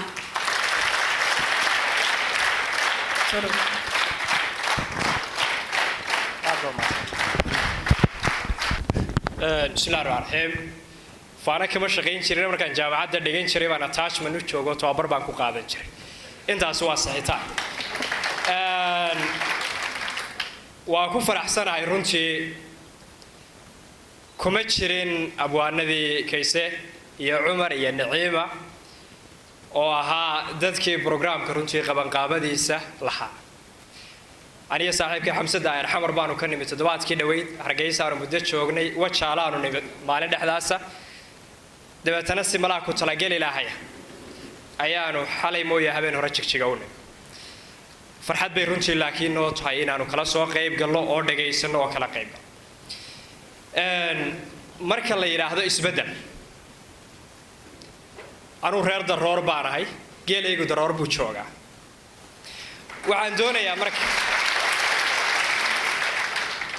waxaan doonayaa si aynu u ogaano halkaynu u socono waa inaynu calaamadin karno halkaynu ka nimi markaynu calaamadino ayaa waxaynu ogaan karnaa halkaynu tagaynaa gabay gurmadkii midnimada la yidhaah baan akhriyi doonaa anigoo waqtiguna inuu kooban yahay oo aad idinkuna waqti badan horteen 2016 maraan Addis Ababa University ka soo qalin jabiyay baan Hargeysa tagay aabahay baan israacnay daroor baan tagay daroor aabahay wuxuu ka mid yahay odayaasha ahlu sharafka ay kontonkii sano ugu dambeeyay deegaanka joogay degana geel badan ku dhaqday baabuur badan ku dhaqday caruur badan ku dhalay degan daroor markaan magaalada gudaheeda ma tagin tuulayaasha u dhow baan tagay nin ka mid ah dadkaan u ehelkanahay odayaashii waa weynaaye aabahay waliba daahaan ka weyn ayaa waxaan xusuustaa caruurnimadii markaan meelsha ka tagay isagoo aabahay ilaaliyo oo ilmaadeernimo ku ilaaliyo oo gaariga biyo laga siiyo xoolaha wax laga siiyo la dhowro la ilaaliyo tuuladii yareeda aan tagay markaa 10 askari oo wixii maleeshiyaadka ay ku daafadaha ee meesha joogay ka mid ayaa 10ka meesha jooga mid uu dhalay baa haysta odaygii ayaa aabahay ilmaadeerka labaad haay meeshii markaan tagay ayaa aabahay wuxuu sameeyaa in hebel buu raadiyaa kiina hebel meeyo maalin kasta qaad buu siiyaa aabahay waa 80 jir aabahay madaxa 30kii sano ugu dambeeyay caaqilaha dadku garanayaan inuu helo sharaf ninkaas uu raadiyaa qaad iyo wax buu siiyaa 22 markaan joogay maalintii 23 baan anagoo gurigeygii ka tagno si yar lugeynaa naan aabahay ayaan ku rataab waxaan ku weydiiyay imaka ilmo hebel waa weynaadeen oo odaygina waaba iska rag laakiin rag fara badan baa joogo kan hebel leeyahay meesha bay isaga haysta maxad qaadka u siisaa wuxuu yiri waxaan isleeyahay yaano inaan ka yar ka iibsanin waxaan isleeyahay yaano inaan ka yar maxay ka iibsan ilmaadeer saddexaad baanu nahay maalintii waan ku misaas ahaa oo mijintan qaadka anigu mijin qaadaan la qiimahay macnaha markaa hadduu caqaar qaado waayo anigu caqaar qaada igu bedelanaya ilmaadeer saddexaadna waanu nahay mar raacin maalintii tuuli ma tagin inaan walaalno Seynab leeyahay magaalada degan ma laadon kuri gaariga tagay ugu horeeyay ii soo sheegay gaariga baa gurigeyga ka soo maray sidii baan kaga dibna ugu noqon wixii sida ahaayay markaa dhacay inaynu akhrisano Hargeysa animi muddaan Hargeysa joogay waan ka tagay xamar baan tagay maalmaan joogay waan ka tagay Kismaayo aan tagay gaftid Khaliif baan Kismaayo isku aragnay garow waan ku soo noqday garow habeenkaan u hoyday inuu igu halkee degtay saan ku waxaan deganay hotel hebel gaadhay buu ii soo diro gurigiisa ii geeyey sababtuu gurigiisa ii geeyeyna habeenkaa iima sheegin beri dambe uu ii sheegay oo ahayd ma ku nabadgeli doonaa mise kuma nabadgeli doonaa wixii sidaa ahaa ayna soo maray baan doonayaa markaa inaynu akhrino si aynaan waynu iska maxabo badannahay oo muxabadeenna iska badan halkaynu u soconnaa aanay u lumin haddaynu waxaa markaa si fiican u fahmo ayaa waxaynu fahmi karnaa war halkaynu tagaynaa haddii laakiin aad iska muraaqootaan oo cusbur iyo cidlaan soo marsataan tii shalay dhacday berrina way dhacaysaa gurmadkii midnimadu markaa safarkaygaa soo warwareeggaa wixii aan soo arkay baan rabaa inaan sawiro sawirkaa markaa qaadataan waxaa ka dhex fahmi doontaan halkaynu tagayna nin khaliif markaa la yidhaha khaliif faarax xayir waa nin abwaana ehlul sharafa dadka la yaqaana ayaan doonaya inaan kula warniyo anigu waxaasaan soomaalidii dhexdeedii ku arkay waa 2017 maalintii uu dhammaanayay wuxuu dhibi dhaweydba geeraaradii hoosumaan gelin ee guwaliba rag buu leeyahay iyo geesi hawlkar ah garashaduna waa shay ilaah uun ka geliyaa in kastoo isku faadhiya guurti noqon waaye khaliif oo abwaan loo gartay iyo geedla baatayo salaaniga gudoon waa mid aad gaar u leedahay adduunyadani waa galab carro waana shay garahe tusaalooyin gaagaaban baan soo gudbinayaa muxuu calafku kala geeyay laba dunida guud jooga muxuu laba geeyaan haa waqtigu geed ku kala ooday laba guur isku ogaa muxuu waaye kala geeyay gocor iyo nin leedahay muxuu libin ku geeraaray magaan iyo nimaan geey maxaa gaari loo meeshay iyaduna gadeedii maxay gogosha haaraantay gasiinka iyo manfaaciga maxay gooni uga baydhay maxay gelin dhaxaadkii ilmadu hoos u dabolayso gobca silanta waa la arki jiray gooriya ayaana maxaa geesi waayuhu la hadhay nacas ku geeraaray muxuu faraha guudkood la dhamo guunyo ugu faanay hanad iyo nin guurtiya muxuu fuluhu guulguulay laba aan gudboonaan karayn gole markay joogto gadgadoonka waayuhu muxuu goob isugu keenay laba aan gudboonaan karayn war midaydaan ragganimo ku gudboonay beriga hore waxaa la odhan jiray soomaalidu raggu shan buu ahaa ragguba shan buu ahaa waxaa la odhan jiray nin wuu talin jiray ninna wuu la tashan jiray nin wuu taliyaa isagaa taliyo talu keena ninna wuu la tashada waa kayse iyo cumar iyo xamse inta lamida waxaa leeyahay war maxaynu yeelnaa ninka saddexaadna wuu ku tashan jiray waxaa la odhan jiray haddaynu sidaa kayso u go'aamino xamsana wuu inagu raacayaa waa inala talo waa nin taliya iyo ninuu la tashado iyo ninuu ku tashado ninka afraadna waxaa la odhan jiray waa loo taliya waxaa la yidhaha warya waxaasaanu soo go'aaminay sidaasaa la yeelaya reerku berri waa guuraya waa afar nin ka shanaadna waxaa la yidhaha waa laga tashan jiray waxaa la odhan jiray geedka quraanshadaana lagu xidhi jiray markuu raggu tashanay waayo isagoo colaad iyo nabad midna waxba kuma laha shantii ninaa sidaa ahaa halkanay wada fadhiyaan laba aan gudboonaan karayn gole markay joogto gadgadoonka waayo muxuu goob isugu keenay kii talin jiray iyo kii laga tashan jiray baa maanta makarafoonka wada haysto wada raba inay wax inoo sheegaan mararka qaarkood kii laga tashan jiray baa taliya laba aan gudboonaan karayn gole markay joogto gadgadoonka waayuhu muxuu goob isugu keenay nina gorofka xoorka lama sida guyiyo jiilaale madaxweyne guuniyo kuwii geesinaba sheegtay guyaal iyo guyaal badan kuwii garafka taagayay muxuu mirar gudahood waqtigu goob cidlaa joojay marka waxa laga yaabaa inaan ka hadlayay dawladihii carbeed hadda laakiin tusaale wanaagsan baynu haysanaa Soomaa hadda tusaale wanaagsan baynu haysanaa guyaal iyo guyaal badan ragii ganafka taagayay muxuu mirir gudahood waqtigu goob cidlaa joojay nimaan talada goyn jirin maxaa galabta loo dhiibay nimaan talada goyn jirin maxaa galabta loo dhiibay xilkiisii mas'uul gabay maxaa guurti lagu sheegay gubaystuhu inuu dhalay maxaan geesi ugu yeedhay gobol maxaa la isku diray geeshka wada yaalay guud ahaan dalkaygii muxuu cadawgu googoosto guud ahaan dalkaygii nin cumaamad iska sitoon guurtina ahayn odayna ahayn baa jira had gaaduhu muxuu beelanagi gaadh isugu meeshay gudoodiga mirtii dhexe maxaa la isu gacan qaaday gulufkiyo colaaduhu maxay gumaradii xaaqday marwo gabanadeedii muxuu gumucu aafeeyey maxaa geesigay dahatay iyo geedii laga laayay maxaa xaajigeedii dhagaha gowrac lagu gooyey candha guran calool aan waxgelin guri abaarooba goblan iyo halaag iyo maxaa arami loo geystay u fiirsaad waa candha guran calool aan waxgelin guri abaarooba waa gabadh caruurteedii la laayay oo odaygii laga dilay oo xoolii laga qaaday haddii nin guursato ma dhasho candha guran calool aan waxgelin way gabowdo dhali mayso caruur ma haysato waxay dukaan yar magaalo kaga furatana ma haysato candha guran calool aan waxgelin guri abaarooba goblan iyo halaag iyo maxaa arami loo geystay gugo ooshinkii taagan yahay bilaha loo gaadho guuluhu muxuu naga xidhxidhay gacamadii roobka gufaaciyo hilaaciyo maxaa guuxba laga waayay guunyadu maxay daadato gobi ku caydho gobonimada ruux jecel maxaa cadowga loo geeyey xabsiyada maxaa lagu guro guuta lagu meeshay hanad lagu gaboodfalay maxaa dunida guud jooga intiinan qaar la soo wada xidhay soo kuma jiraan hanad lagu gaboodfalay maxaa dunida guud jooga gafni maan aqoon jirin maxaa hoota lala gaaday ruuxu gargaar biday waa basaasnimadii oo gabayaya ninaad ku tir war saaxiib baynu waxa aynu isku ogaano dabeetana fagaarayaasha kaaga warramay way gafni maan aqoon jirin maxaa hoota lala gaaday ruuxu gargaar biday inuu gacan ka eegayay saaxiib u gaariyay inuu gacal xigaal mooday sirihiisa gaarka muxuu gunugu faalayay isaguna gadiisii muxuu nabarka gaarsiiyay kaftan xaaja aan gelin muxuu geedka kaga baaray maxaa ruux ilaahay galaday hadima loo geystay garbilaasha iimaan guracan garbilaasha iimaan guracan garasho ii mowday niman diinta shaadharu gashada boosas lagu gaadho misna garasho ii sheegta aan cidi ku gaadhaynin waxyi gaari uma soo degiye aayad gooni ahe kadib nabigu sheegu waqtigu galabta joogaa hadduu nin intuu shaadhkuu soo xidho qur-aan damboo soo degay miyuu jiraa qur-aan damboo soo degay ma jira diintuna waa inteed hadduu markaa kugu idhaahdo masaajidka ha ku tukanina kaa ku tuko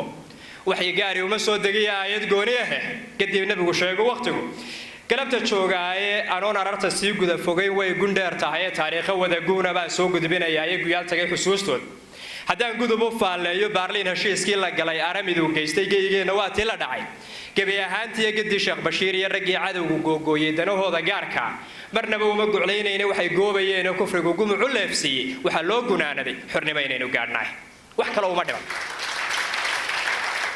guuraha habeennimo waxaan godad u jeedhnaaba inkastoon la wada gaadhin oon goday u heesaayey inkastoon la wada gaadhin oon goday u heesaayey gobannimada waa tii la helay geedigii hore ee guushaa la yaab kale rag baa dhaliyey goolkaasee galabtuu suldaankii xornimo dhab ugu geeraaray hargeysiya xamar baan dabcan sheegaya waa maxamed cabdulaahi suldaan timacad galabtuu suldaankii xornimo dhab ugu geeraaray suugaan wixii laga guntaan cidina gaadhayna gacaltooye waa tii la helay labada geesoode waa labadan hadda kala yaacayo intaan idinkaba laydin soo hadal qaadin haddaad ku tiraahdo war hadda calankani xidigtu waxay leedahay 5 gees wuu kula yaabaya idinku kuma jirtaan weeya anigu kuma jiraba gacaltooye waa tii la helay labada geesoode go'aankeenu waa tuu ahaa guusha nololeede rag gumaysi habay baa bulshadan hoos u gowracay halkay wax ka qalloocdeen hadduu halka kaysa sheegay gacaltooye waa tii la helay labada geesoode go'aankeenu waa tuu ahaa guusha nololeeda rag gumaysi habay baa bulshadan hoos u gowracay gumac iyo rasaas buu la dhacay gumanadeennii hooyooyinkii wada goblamay gabanadii leeday waa taariikho wada guunahoon gaar u leenahay inkastoo guhaadiya afxumo goolkaa markii lagula helay macnaha waxa weeye markii hogaankii kaa xumaaday waxaan rabaa hypothesis inaynu abuurno war maxaa qaldan goolkaa markii dowladnimadii markaa dadkii loo dhiibay ay duuflaala noqdeen goolkaa markii lagula helay gaabismuu imana shisheeyuu wuxuu soo gengibay gabanadiisii dabadhilifkii iyo tuuggii iyo wixii oo dhanba maxaan shantii nina sinaaba kii laga tashan jiray baa siyaasadda la soo geli goolkaa markii lagula helay gaabismuu imana shisheeyuu wuxuu soo gengibay gabanadiisii iyo maandeeq ninkii gowracdiya gini ninkii siistay reeruhu markay kala gurteen geesi lagu sheegay reer walba tuuggoodii dowladnimada dumiyey baa hadda halgamaayo mujaahid iyo balaayiyo baas u ah maandeeq ninkii gowracay mujaahidnimada maxaan ku idhaahdaa astaamaha lagu bixiyo iyo halgamaannimada waxaa ka mid ah inaad gowricii maandeeqaad ka qayb qaadatay taasaa lagu bixiya maandeeq ninkii gowriciyo gini ninkii siistay reeruhu markay kala gurteen geesi lagu sheegay inkastoo guhaadiya afxumo arami loo geysto inkastoo xumaan aan u geyin guudka laga saaro haddaa isleediin war ninkan muu aamuso muu hoos yara hadlabaa laga yaabaa qaar inaad leediin soo maaha inkastoo guhaadiya afxumo arami loo geysto inkastoo xumaan aan u geyin guudka laga saaro xaqiiqadu ninkii ay gubtaa aamus garan waaye xaqiiqadu ninkii ay gubtaa aamus garan waaye kuwan xamar iskoofaadhiye calankii guud jooga waa aniga idinku lahaa maxaan ku idhaahdaa 5 xidigood waa aniga hadda ka hadlay kuwan xamar iskoofaadhiye calankii guud jooga nimankaa gumaysigu sitee guudka laga haysto foosada kuwaa lagu gambiyey geedna lagu ootay amisom gargaar iyo kuwaa guunyo uga baahday raggaa faraha guudkood dhadhama gelinba loo saaro guud ahaan dalkaygii waxaa maanta kala geeyey waa siyaasi gaaladu dhashoo lagu gabraartaaye gudaha hargeysa iyo barbara tan iyo gaaroodi garowe iyo diyakoon iyo hangama ay ii diiday gede iyo ilaa labada webi jawhar gudaheeda goobweyn anaa soo arkiyo goonyihii xamare geedkaad istaagtaba dalkii guulla ina siiyey gabra iyo warkiisii ku baax gobolladeennii geedkaad istaagtaba dalkii guulla ina siiyey jabuutina waxaa lagu gambiyey gorofkii caydheed ee gobolada wajeer waa horuu gaalku saanyadeeye gembisiyo awaariyo guracantan iyo gaashaamo goday iyo wardheer buu tigray gaadhka ka hayaayo soomaalidu geyiga ay degtiyo goboladeedoo dhan gumaystaha madow baa xukuma goosankii hadhay gumaystaha madow anugu mid cad sheegi maayo gumaystaha madow baa xukuma goosankii hadhay ee geestaan jallaacaba qalbigu wuu godumanayaa nin gaboobay waa yaaban iyo kii garaad leh iyo herar maalintay kaa godeen weyday garabkaaga hawaashii galbeed iyo markaad baalay garan weyday markii aad iswada gowracday garasha iimowday hawaashii galbeed iyo markaad gaali garan weyday markii aad iswada gowracday garasha iimowday maantana garoowi iyo burca la isu soo galay jigjiga kama hadlaya anugu maantana garoowi iyo burco xaafaday ku leeyihiin burcaan ku arkay kaysa markhaati buu ka ahay meel boor lagu qoro af oromo ku qoray oo maxay burca ka soo doonay maxay ka soo doonay ma aha markaa meelaha laga hadlayaa herar iyo jigjiga iyo ma aha maantana garoow iyo burca la isu soo galay geedigu halkuu sii socdaad yaabu go'aysaa ee gobonnimo ha joogta iyo xornimo gobol la sheegtaane soo meydaan arag wax saasunu tafaariiqmay gobonnimo ha joogto iyo xornimo gobol la sheegtaana xaqiiqadu ninkii ay gubtaa aamus garan waaye gefka iyo xumaha soo socda taa ka gudaway inta aan soo sheegay waxa ka sii fool xun oo ka sii qarmoon waxa soo socda gefka iyo xumaha soo socda taa ka gudawayna gaaliya islaamkaba hadii la isu wada geeyo waa arami guud oo khalqigu ii gudboon yahay dhaaxay filkood gaasireen ciil la geliyeen xaqumowda Soomaalida la isla soo garay xaqumowda Soomaalida la isla soo garay ujeedada si loo gaaro oo ruuxna uga geegin waa taabadeenii la gaday gabi ahaanteeda gibirkana rag baa loo shubaa maalmo gudahooda gibirkana berbera waa la iibiyey boosaas waa la iibiyey xamar waa la iibiyey kismaayo waa la iibiyey cidina waxba nagama weydiin annaga waxa weeyaan inay gumoobeen si ay u dhadhamiyaan aynu gibir ka qaadno annaga markaa gibirna laga qaadi jiray idinku xaggee joogtaan marka ujeedada si loo gaaro oo ruuxna uga geegin waa taabadeenii la gaday gabi ahaanteeda gibirkana rag baa loo shubaa maalmo gudahooda gabannada wayaanuhu korsaday waad ka garatahay waa kuwii annaga noo talinaya idinka kuwiinu markaa waa fii dars fil asfili min annaar soo maaha macnaha waxaan rabaa inaan idin dhadhansiiyo war annaga kuwiina haystay sideebay u ekaayeen si ay idinkuna isu qiimaystaan idinka markaa cidiba idinma haysatadee gabannada wayaanuhu korsaday waad ka gar waxaan rabaa calaamadaha ay leeyihiin tuugtii imanka ilaahay inaga kaxeeyay qaarna ay sii joogo way tagayaan iyaguna calaamadaha ay lahaayeen gabannada wayaanuhu korsaday waad ka garataaye safaradan adiis loo galay ceebta laga goosto ujeedooyin wada gaar ah loo goleeyahay waa inay amiirkooda guud raali geliyaane waa inay canjeerada gurtaan labada gooroode gacan qaadka waa inay indhaha hoosta geliyaane waa inay hadiye gaara iyo shilima geeyaane xashka waa inay soo gutaan gaalku soo rogay mid baa soo carray garowa wax yar looga dhigay Addis Ababa ku soo xashaya mid baa Hargeysa uu soo xashaya Kismaayo laga soo xashaya xashka waa inuu soo gutaa gaalku soo rogay haya gaasha mooyo wax kale waa la gees maray awaamir haya gaashe eeshe gaashe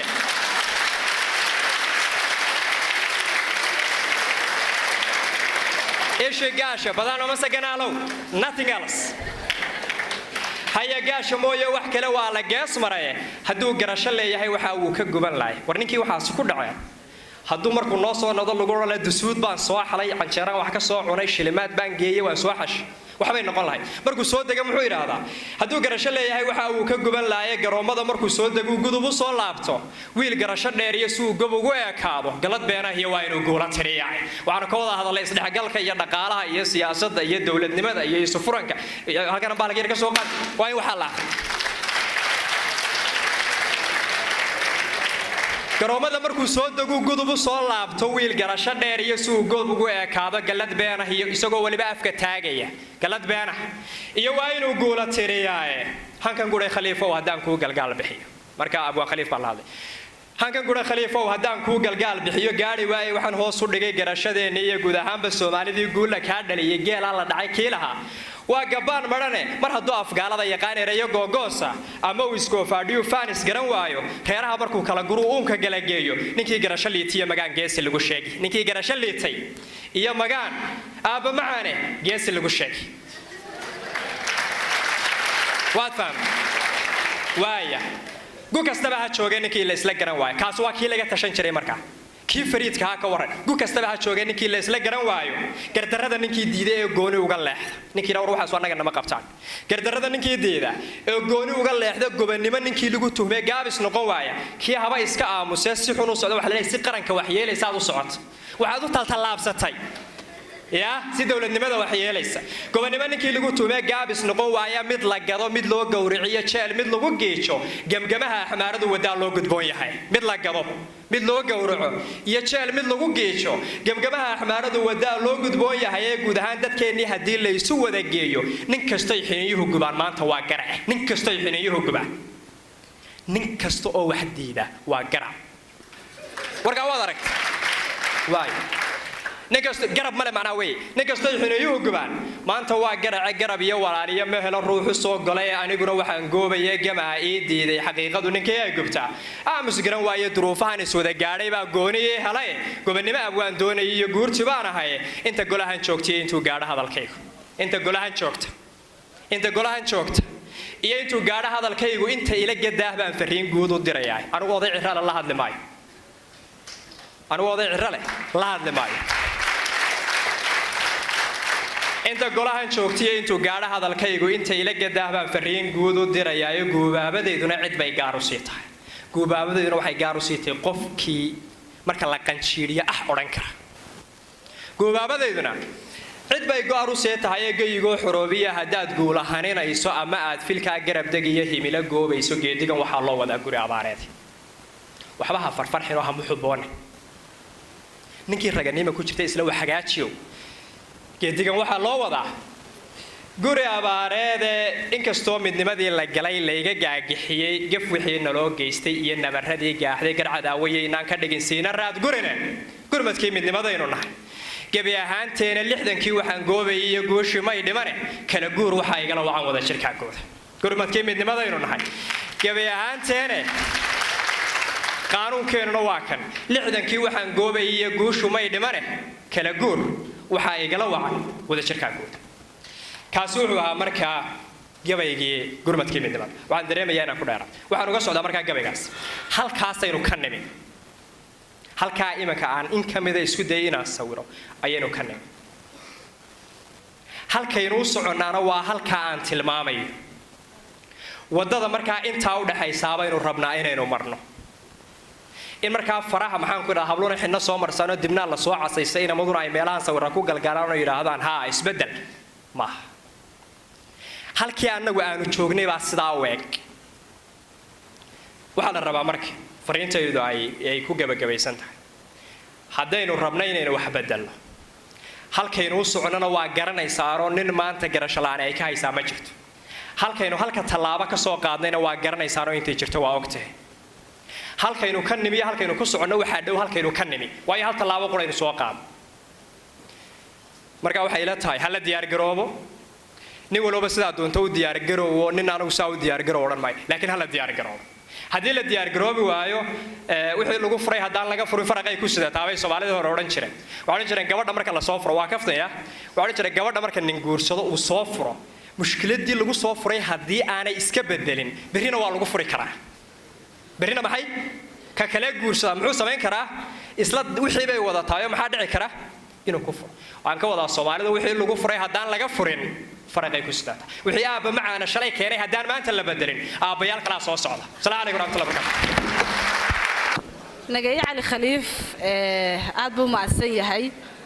isaga laftarkiisu intuu diiday iyo halkan laaran iyo faana kama shaqayn jirin isagii baa isku caddeeyay markuu halkan taagnaa oo way idinka arkaya baddiisa sugaanta ka sokow mihnadii saxaafanimo wataa kasoo dhex baxday nagaye anigoon anigu caddaynin waxaan rabaa inaan madasha soo istaajiyo mid ka mid ah abwaanada ugu waaweyn geyiga soomaalida khaasatan dowladda deegaanka soomaalida abwaankani wuxuu leeyahay sugaan badan sidoo kale wuxuu sameeyey heese ka mid ah heesi ay Sahra Axmed qaadi jirtay kuwa dambe waxaa qaado ku soo gaaray wax fahmiyo waxaan filayaa si fiican baad u garanaysaa Siciid waxaan rabaa inaad ila soo dhaweysaan ka mid ah waa ninka waaweyn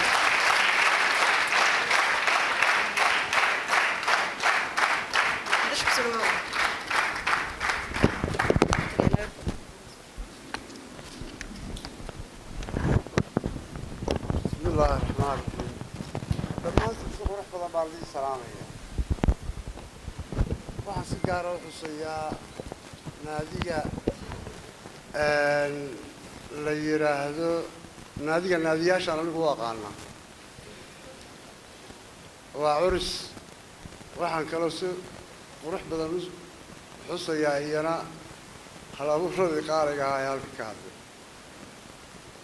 anigu marka koowaad intaani garanayn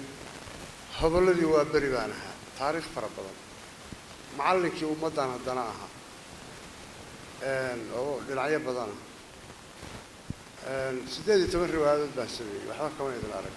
riwaayadihii la sameynayana waxbaba kama idin arag suugaan 2 maalmood baan ku ooyey maalin murugaan la ooyey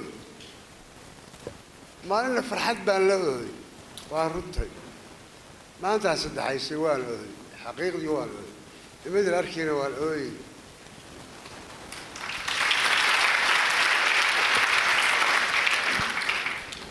maxaa yeelay waxaan ahay addoon qaran baan ahay 18 riwaayadood baan idiin sheegay albaab quray garaacayaan oo la yidhaaho maxay qarannimo soomaaliyeed oo keliya sugaantana buug baa hadda soo baxaya haddii alla idmo habeen murugaan la oodayo beerta xorriyadda hargeysa taariikh fog ayaan fadhiyey nin baa meesha fadhiyey haddana halka laga xuseeyey magaciisa waa cabdullaahi sudaan maxamed waddaniga adduunkaan u oqay wuxuu fadhiyey meel hortayda dhinacaasoo dhuuban buu ahaa ilaahay naxariistana wuuba ka waraabinaya anaaba hube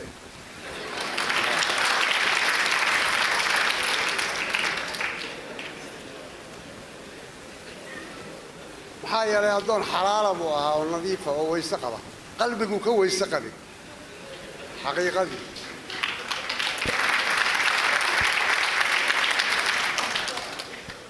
meel hortaydu fadhiyo ninku markuu garbasaa u rogan leeyahay oo hortaada fadhiyo waxaad moodaa dadka inuu ka dheeriyahay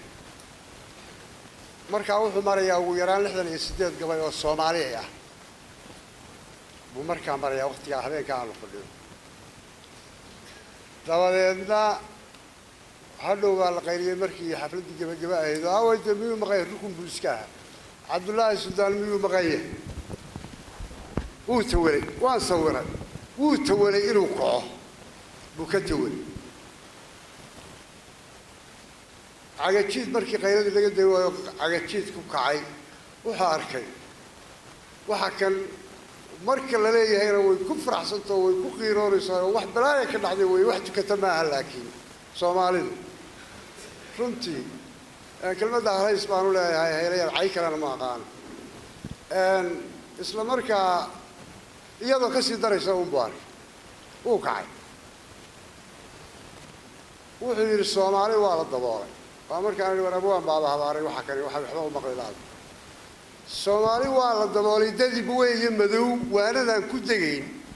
anna dayn kari maaye balaan caawala daalo ilaah baa og ilmaa iga timi waa loo habeenkaa murugaan la ooy habeen kalena farxad baan la ooy habeen maahayna maalin bay ahayd berigii aanu calankan habeenkii la saarayey rag uu ka mid yahay ninkaan sheegayaa ka gabyayey arday baan ahaa nin weyn baan ahaa si aan ahaa ma garanayo habeenkan bitalaad ma bixin karo hase ahaatee markii ayaama ka bacdi xaggana la saaray labadiina isu tageen oo midoobeen hees uu sameeyey cali sugulle dun carbeed naxariistana ilaahay siiyo berdhaweyd baanu hargeysa ku aaso oo laxanka uu saaray isna ilaahay ha u naxariisto maxamed axmed kulo oo dhallinyara oo inan qurux badana markaa uu qaadayey hablihii waa berina ay ka daba qaadayeen oo xilliga ah maantay curato mataana dhashe anmaalo hashe mamaadeer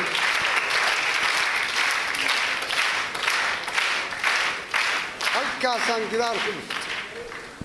koodkaasaan gidaar ku dhuftay ismaan ogeyn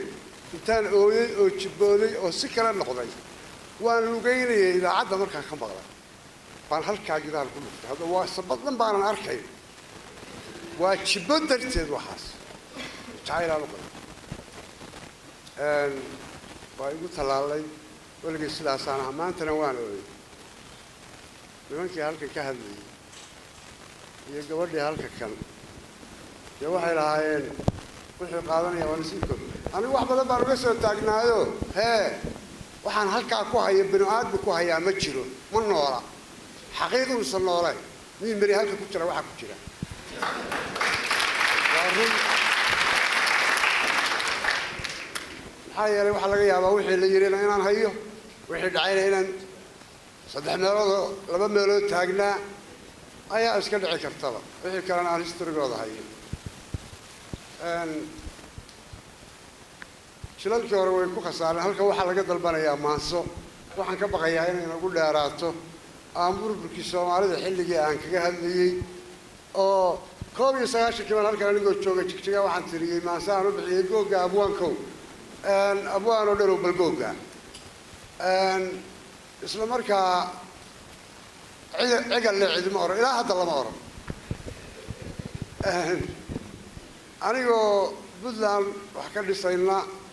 oo markaa shirarkeedii loo socsocdo ayaa maxay baan joornaal waxaan ka arkay nin markaa nala jooga oo markaan anigu hobolladii waa beri ahaa markii hore jalan daawud baan ka bilaabay markii dambe waa beri baan ahaa isla markaana aniga xasanba waxaanu nahay xasan gerigan hadda nool waxaanu ahayn jalan daawud xasan bay naga horbedesheen dabeedna isagiyo maacaad baa anigana ay bedelay maacaad iyo gana obsiya wamaa caleesh fanaankii dunida isla markaa nin kooxdii horseed ka tirsanaa oo la yidhaahdo horseed baa waxay u bixisay keligii abwaan waa abwaan runtii waa nin qaaliya suugaanta wuxuu ku yahay gariirka sare uu ku yahay nasiib darro laakiin maxaa soo saari waayey wuxuu odhanayaa aniga mooye cidi waxba taqaano aniga dad baa u qaba inaanan suugaanba tirin waayo dadka kale suugaanta suun baan sheegaa sidaa haddaba markhaatiga aad idinku ka tihiin oo kale isla markaa baa ila jooga maansadaasi macal idaacada meesha ku yaal bay ka baxdaa isagu wuu xafidsan yahay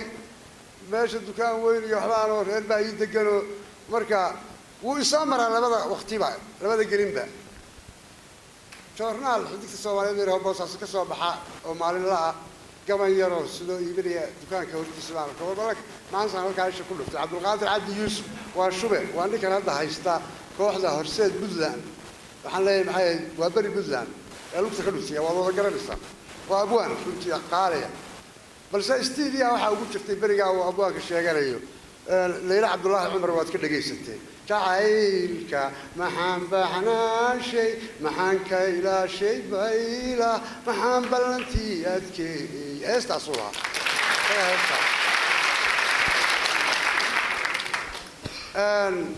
dabadeedna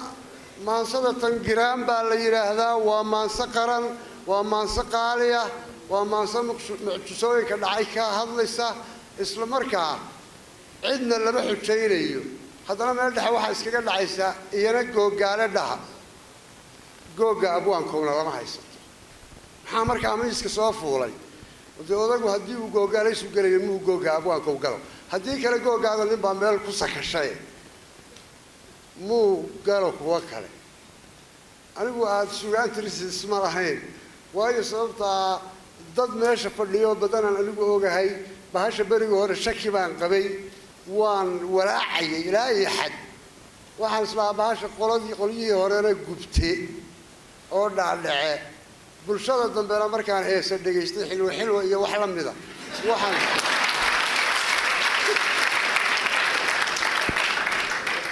waxaan isli wallaahi bahashii tagtay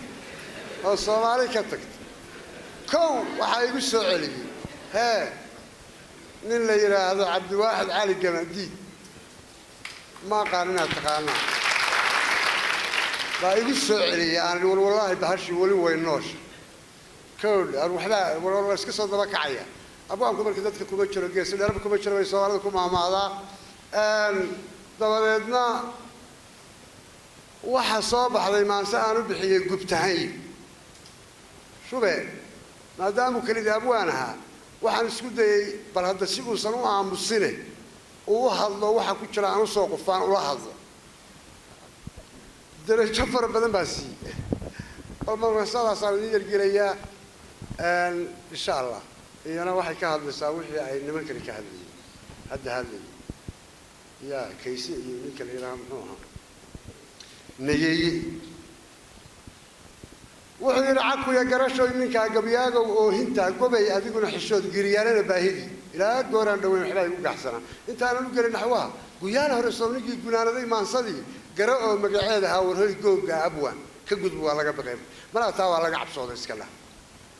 anoo gaabsaday runtii oo aan gabayga jecelayn haddana guluc baa jirtay aan gooyaha fiiriyo godku Cabdul Qaadir yiri giraan baan dhigay halka waa shubay si qurux la ii gasho gubtahan yaan ugu daree gadaal aan kaga xidhay haddii shaxda loo guntado waxba gooni ugu yaal ee qof aan garanayo danti balanyaro guud mare golaha sheekadu dhex taalay garwaxsiga loo fadhiyo jid bay ku galoolan tahay gar bay ka talaabaysaa garowga qayshay la socon waxay galaysaa dhadhaab garmaamada waxay ku mari dhulan gudcur wali ka tagin gawaan lagu oomay iyo meelan geed lagu ogeyn barbay gaajada la mari haday dadku wada gartaan gucliyo orod bay ku jiri good iyo bahalay wada kantaa dhacayay sidaa gawaalay saaran tahay waxaan ruux garan karana hee gayiga lagu uumin bay ku sidataa labadan garab xitaa qof garan karaa godka waxa qoday abwaan gadhoorka ku kaydsan buu ka soo guro kugu yiraahdo hadaan gaawuhu culayn u daa gurigiisa oo waratigi goobta ka joog sidii hadba loo gartay tusaale shanta awgo waxbaan wali gocanaya shaxdani waa garab carrow giraan bay saaran tahay marbay tahay geeyow marbay tahay gool libaax marbay xilaasaa garays gaashaan bay qaadataa marbay tahay geesi baan marbay gaasama shabeel dadkiisa la seexataa haday godol maagan tahayna gujada way ku carbadhaa gafkana kuma xira gasho ee maahmaah guuna ahayd goof ay biyo yuururaan dhul baa hore loo gashaa waxaan go uga socdaa galiyay kula galin dadliqa oo fudud gabi kaala dhicin sidii hadba loo garto iyo dardaaran shanta ugu haday googaale tahay soo gaareen baa yiri nin baa bari loo gudiyay go'aankii waxa la yiri laba adig ku gudboon badda inaad goyso iyo inuu xeerkaagu galo gartaba duulaan qooro garaadkooduna xul yahay markuu galin aamusnaa wuxuu gudidii ku yiri walbadaasaan goynaya sidii hadba loo gartay midda googaale dhaha gabyaal lama gaari karo dadkana isaga ugu weyn waxaanad ku garanaysaa guyaal hore kiilaha godaba iyo gowrac iyo aan goorina xaalka tagay gartana aan kala lahayn ayaan gobol kula hurdaa wax gudub yaan sheekada haddii lagu guuro meel galoolka iyo cawska iyo gargarada iyo maadha iyo intii geed midha lahayd intay wada gaamureen xareeduna galac ka tahay dhulkaba meeshii godleed gargoorkaa baxay dad buu leeyahay gubatiyo abaar balaan hore uga gudbo googaada aan soo ceshay duqguna wuxuu yiri hal buu guray dheelmay hal buu guray dheelmay intuu labadii gabcood garuun ugu qaatay buu garaaco waxa la yiri geesina uma ay bad qabin wax gudub yaal sheekada ilaa gooran dhaweyn dadkaygu gumbu ah wuxuu gob ku noqon lahaa shisheeyaa guran jiro garaadkii ka qabsado ka wada dhigay hee waxaan gudnay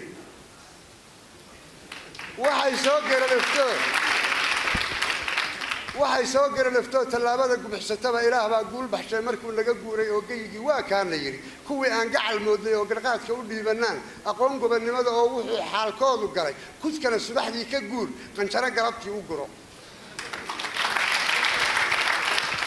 markaan ka gilgilanay oo xornimo gacan saaran niri waxaa noo wada guntaday kuwa aan geeri iyo nolol midnaba gaarsiin dadkii ee galiliyada aan qabniyo kuwii goobtaana dhigay dadkaygu miyaanay garan siday garab siinayaan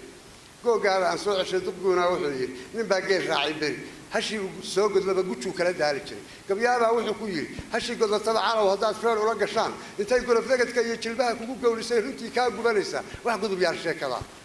war hadaan dadka garab la siiyo oo xornimo loo geedi gelin abaal loo gelin bulshada la gowraco kii wax tara rugtooda intii la galo la gubo meesha ay hurdeen kuwii dhigay galangashi haddana wali goobaya haraagi inay gadaan dadkii loo galay sidaa inay dhibtu gaarayso markaana gadoodayaan talow may garanayaan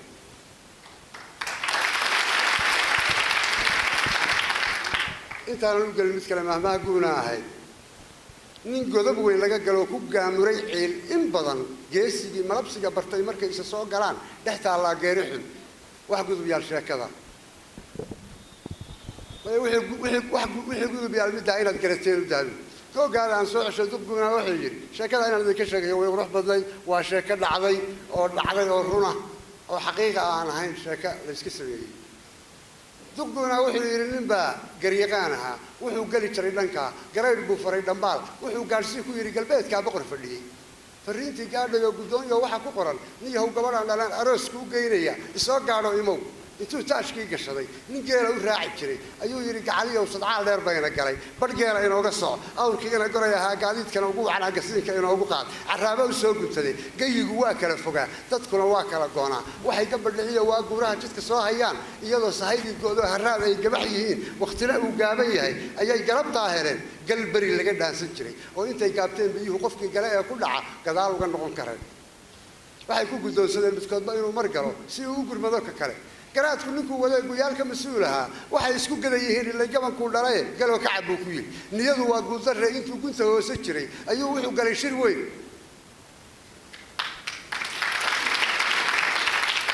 markuu gutay waajibkii ayuu soo gacan qabto inoo eegeelayay talaa u goonayd nin kale garaadkiibuu ku yidhi anigu waan sii galbanaadeer goobtaada joog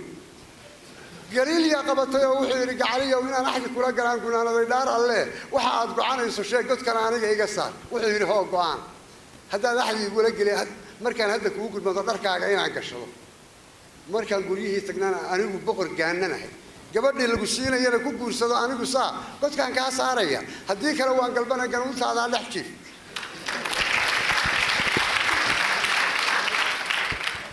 wuxuu yidhi gacaliyow waxaan dhaarku ugu galay go-aanka inaan fushe maruu goofka iga saar ilaa wuu ku dhimanaya waddankuna waa cidle qawsaarnimada u dhaanta iyo dhoobnimada kasaar gabigii xidhnaa go-aankiisiina socday waxay goorba aan socdaan usoo galay reerihii salaan culus la isla gaadhin ilay lama garanaya markay galabtii ahayd gidiba way wada xanteen ha yeeshee lama gorfay galabtii baa la labada nin kalaaba yar tahra waaweyn oo yar nadiife sidee yahay boqorku rabsana ya waxaa inoo gaar ahaa xishood iyo gobonnimo ardaa laga goo halkoo xariir googoosa iyo kabdaa lagu gooyo xidhay iyadoo sharaf lagu galladay ninkii inqilaabka galay sooryada go-e loogu geey ninkii gaadu helay ee axdigu garbaduubu xidhay waxay gogosha u dhigeen geelu waday meelu dhow oo weliba gabayax ku yaal gabadha wuxuu aabayay ninkaa gurigaa ku jira adaan kuu guuriyey bal oradoo gelin la joog hadhuub garax lagu shubay u geyso waxay ku tiri garaad waa labada kow guddoomaya soo dhawow ayuu gabadhii ku yidhi waxay kaftan gelingishaan saluug baa galay yartii garaadkii bay ku tiri su-aalahan gaaban oo igaadhsii buu ku yidhi waxay tihi gololadii war intaad goobjoog ahayd gabaad tee ugu badnayd gasiin waxaad qudatana midee ugu goyn macaan waxaad la gurgurato garbaha aad saaratana garaadku ugula cuslaa wuxuu yidhi waan gartee gabaad waxaa ugu badnaa gurigan hadda aan fadhino gasiinna waxaa ugu macaan midaan goobtaa ku cunay waxaan la gurguurto oo culays ku giijiyana calooshoo garin madhnayd caguhu ima gaari jirin runtii geedkaa madow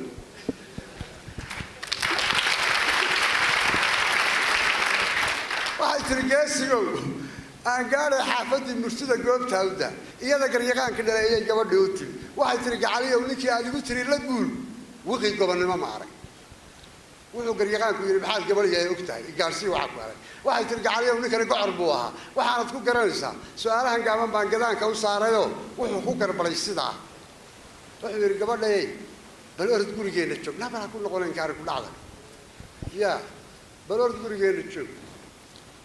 guddidii xeerbeegtidii iyo markii ay talo giirataba raggii loo gaadan jiray ayuu gabannada u diray soo gaadhuu u furay dhaqsaa loo soo gabraday wuxuu guddidii ku yidhi wargar adag baa meesha taal waxay talo gerilaftaba go-aankii waxaa la yidhi war su-aashay gabadhu tiri ninkaa goonnada hurdana bal aan gaadhsiino oo jawaabtii wuxuu ku gado iyana aan goobanna midow soo guura geli isagoo gogoshii hurdooga taatidhicii la yaal ayuu nin garaad badnaa isagoo u garaabayu tartiib soo gacan qabto oo inoo geyri ragga horuu kabaha u gashaday markii goobtii la yimi waxay tihi guurtidii garku uguma yeedhinoo haddeer waa gelin dambe adigoon gaf u qaadanayn su-aalahan noo gorfee wuxuu yidhi garashaday anuun godob qabin runtii halkii gogol lay dhigaba gabaad bay ii ahay gankaygoo qabin xanuun candhuufada labada gaws ilaah noo geliyey oo hunguriga u gudubtabaa gasiin igula macaan waxaan la gurguurto oo culays u giijiyana axdiga aan ruux la galo ayaa gaar ugu badnaa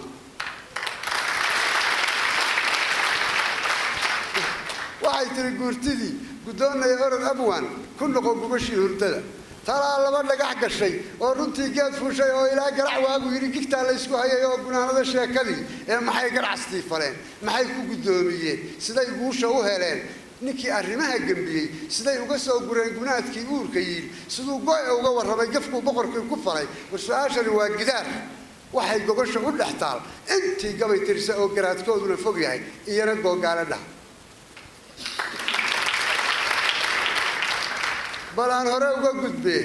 anigu gaajaan qabaa kabuhu way goynayaan gamboor baan kala cunaa cidlaan guuraynaya haddaan gurigayga tago hurdadu way gaaban tahay waxaana ay gooni joog garhka iyo timaha igu baxay anoo weli gaban yaraa cirrada guudku ii cad yahay waxay baday gubashada galiilyada iigu wacan gubaahanad ii dhashaa gardaadi markaan isdhaho ayuu ganaf igu dhuftaa gaal buu iga raacayaa xilkiisuu gabahayaa dadku kala goynayaa haddii tale loo gudbiyo gartuu naga leexiyaa gool buu nagu dhalinayaa oo gunaad buu nagu noqdaa marka aan isku haadinno oo iswada guubaabinno inuu taariikhda galo guntiga u adkaysanno wuxuu gaar ula baxaa wax gaasira nolosha oo calooshaa marqudha ee kuwii gobonnimada idin intay gaws dhaafsadeen bulshada kala gooyey baan golaha uga sheegayaa inaan goobjoog ahaa indhaha ayaan laygu gubin oo nin gaabsada lay maray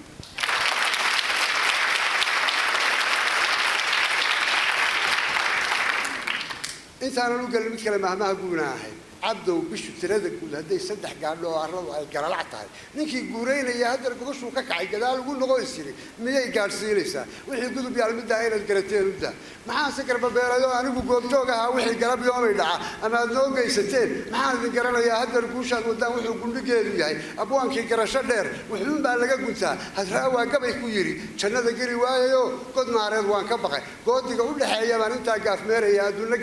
gabaabsi noqoy gadii uu ka hadlayay garaantani haysataa waxaad ii gudub dhigtaan waxaa jira laba gardaaq bulshay gobonnimada neceb garmaamada wuxuu rabaa inuu kalidii gurtaa hadday midha soo go'aan haddana gado ciidda oo weliba gacanta ugu rido gumaystaha jecel runtii inaynaan laba ku jirin waxaanad ku garanaysaa intee guluf iyo colaad dadkaygu u geyfan yahay intee gacal wada dhasho marnaba aan kala go'een intaa iskumaadaya intee gabadh uguba oo magayda cadow hantiyey midaan xubinteeda gudin intee gaba waray bannaan oo guhaadinaya intaa gacalo hooyaa intee bulshay lagu ganay rasaas weliba gabankaysi dana garayskeedii ku go'ay intee laba gabi dhex taal intee guri baay fadhida wuxuushaa odaya oo guyaal badan joogay oo cidnaba aan godob ka qabin intee gumucleefaya wuxuu garabsadayna jirin intee hanad geesiya oo garwado noo noqon lahaa dad kale gaadhsiin lahaa good gumaraday u guureen waaye hore walaalkii gowracoo gidaarada saa u yaal intee gaarida haween gambooray sharaf lahayd gantaa lagu laynayaa bulshay gabaldhiciya waa guddoonsada waxaa dhintay haddana aan garan waxay u geeriyoodo runtii waxaan u galgalanayaa gamuunka u tuurayaa bilaawiya gudinta iyo seeftii goonyaha adkeed galkii uga siibayaa guubaabo u tirinayaa gafkii hore ma aha oo middaa waa laga gudbo guullaa amarkaa wataye guunkii yidhi waaye hore baroortu orgiga ka weyn googaada aan soo ceshay duqguuna wuxuu yidhi adigu gaban baa tahee guhaan hore waxaan ka qoray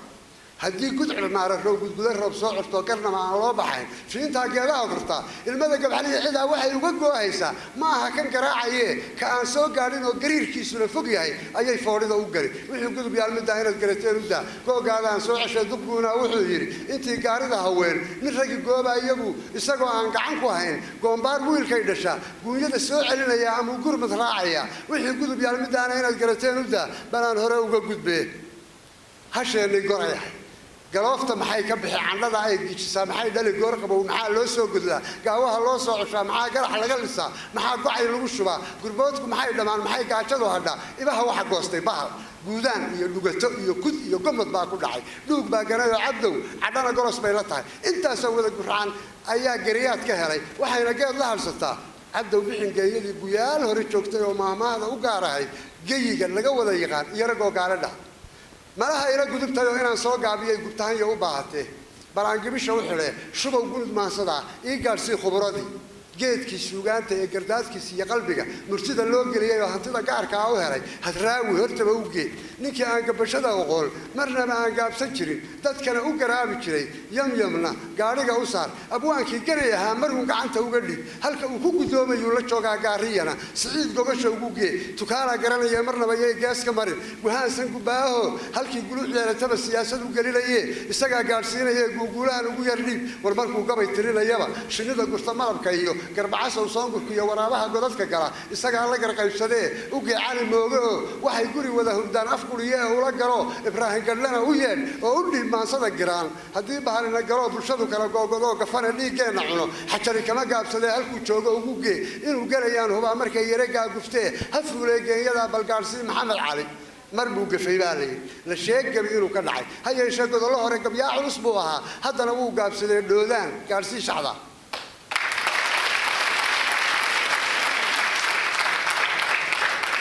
war intii gabay tirisa oo geyiga joogtay dhammaan googaadana haysataa ee adaa geediga raroo garqaadka adaa iyo giraan u bannaan dhigee marnaba yay gaabis noqon anigana gu iyo dayrga baldhiciya waa beri waxaad iga guddoontaa goonibaadhka maasada jiiftada gardhaladka hadba inaan gujeeyoon garabkaaga taagnahay ee yarteennii gini ahayd intay gaajada qabtoo nimaan geyin haysto oo iyana garba duuban tahay garaadkayguna dhanyahay ma dayn karo gabayga oo jidhkaygaa gubanaye ii geli diiwaanka oo dantaa guud igala soco 636 bayd bay ahayd Audio Jungle.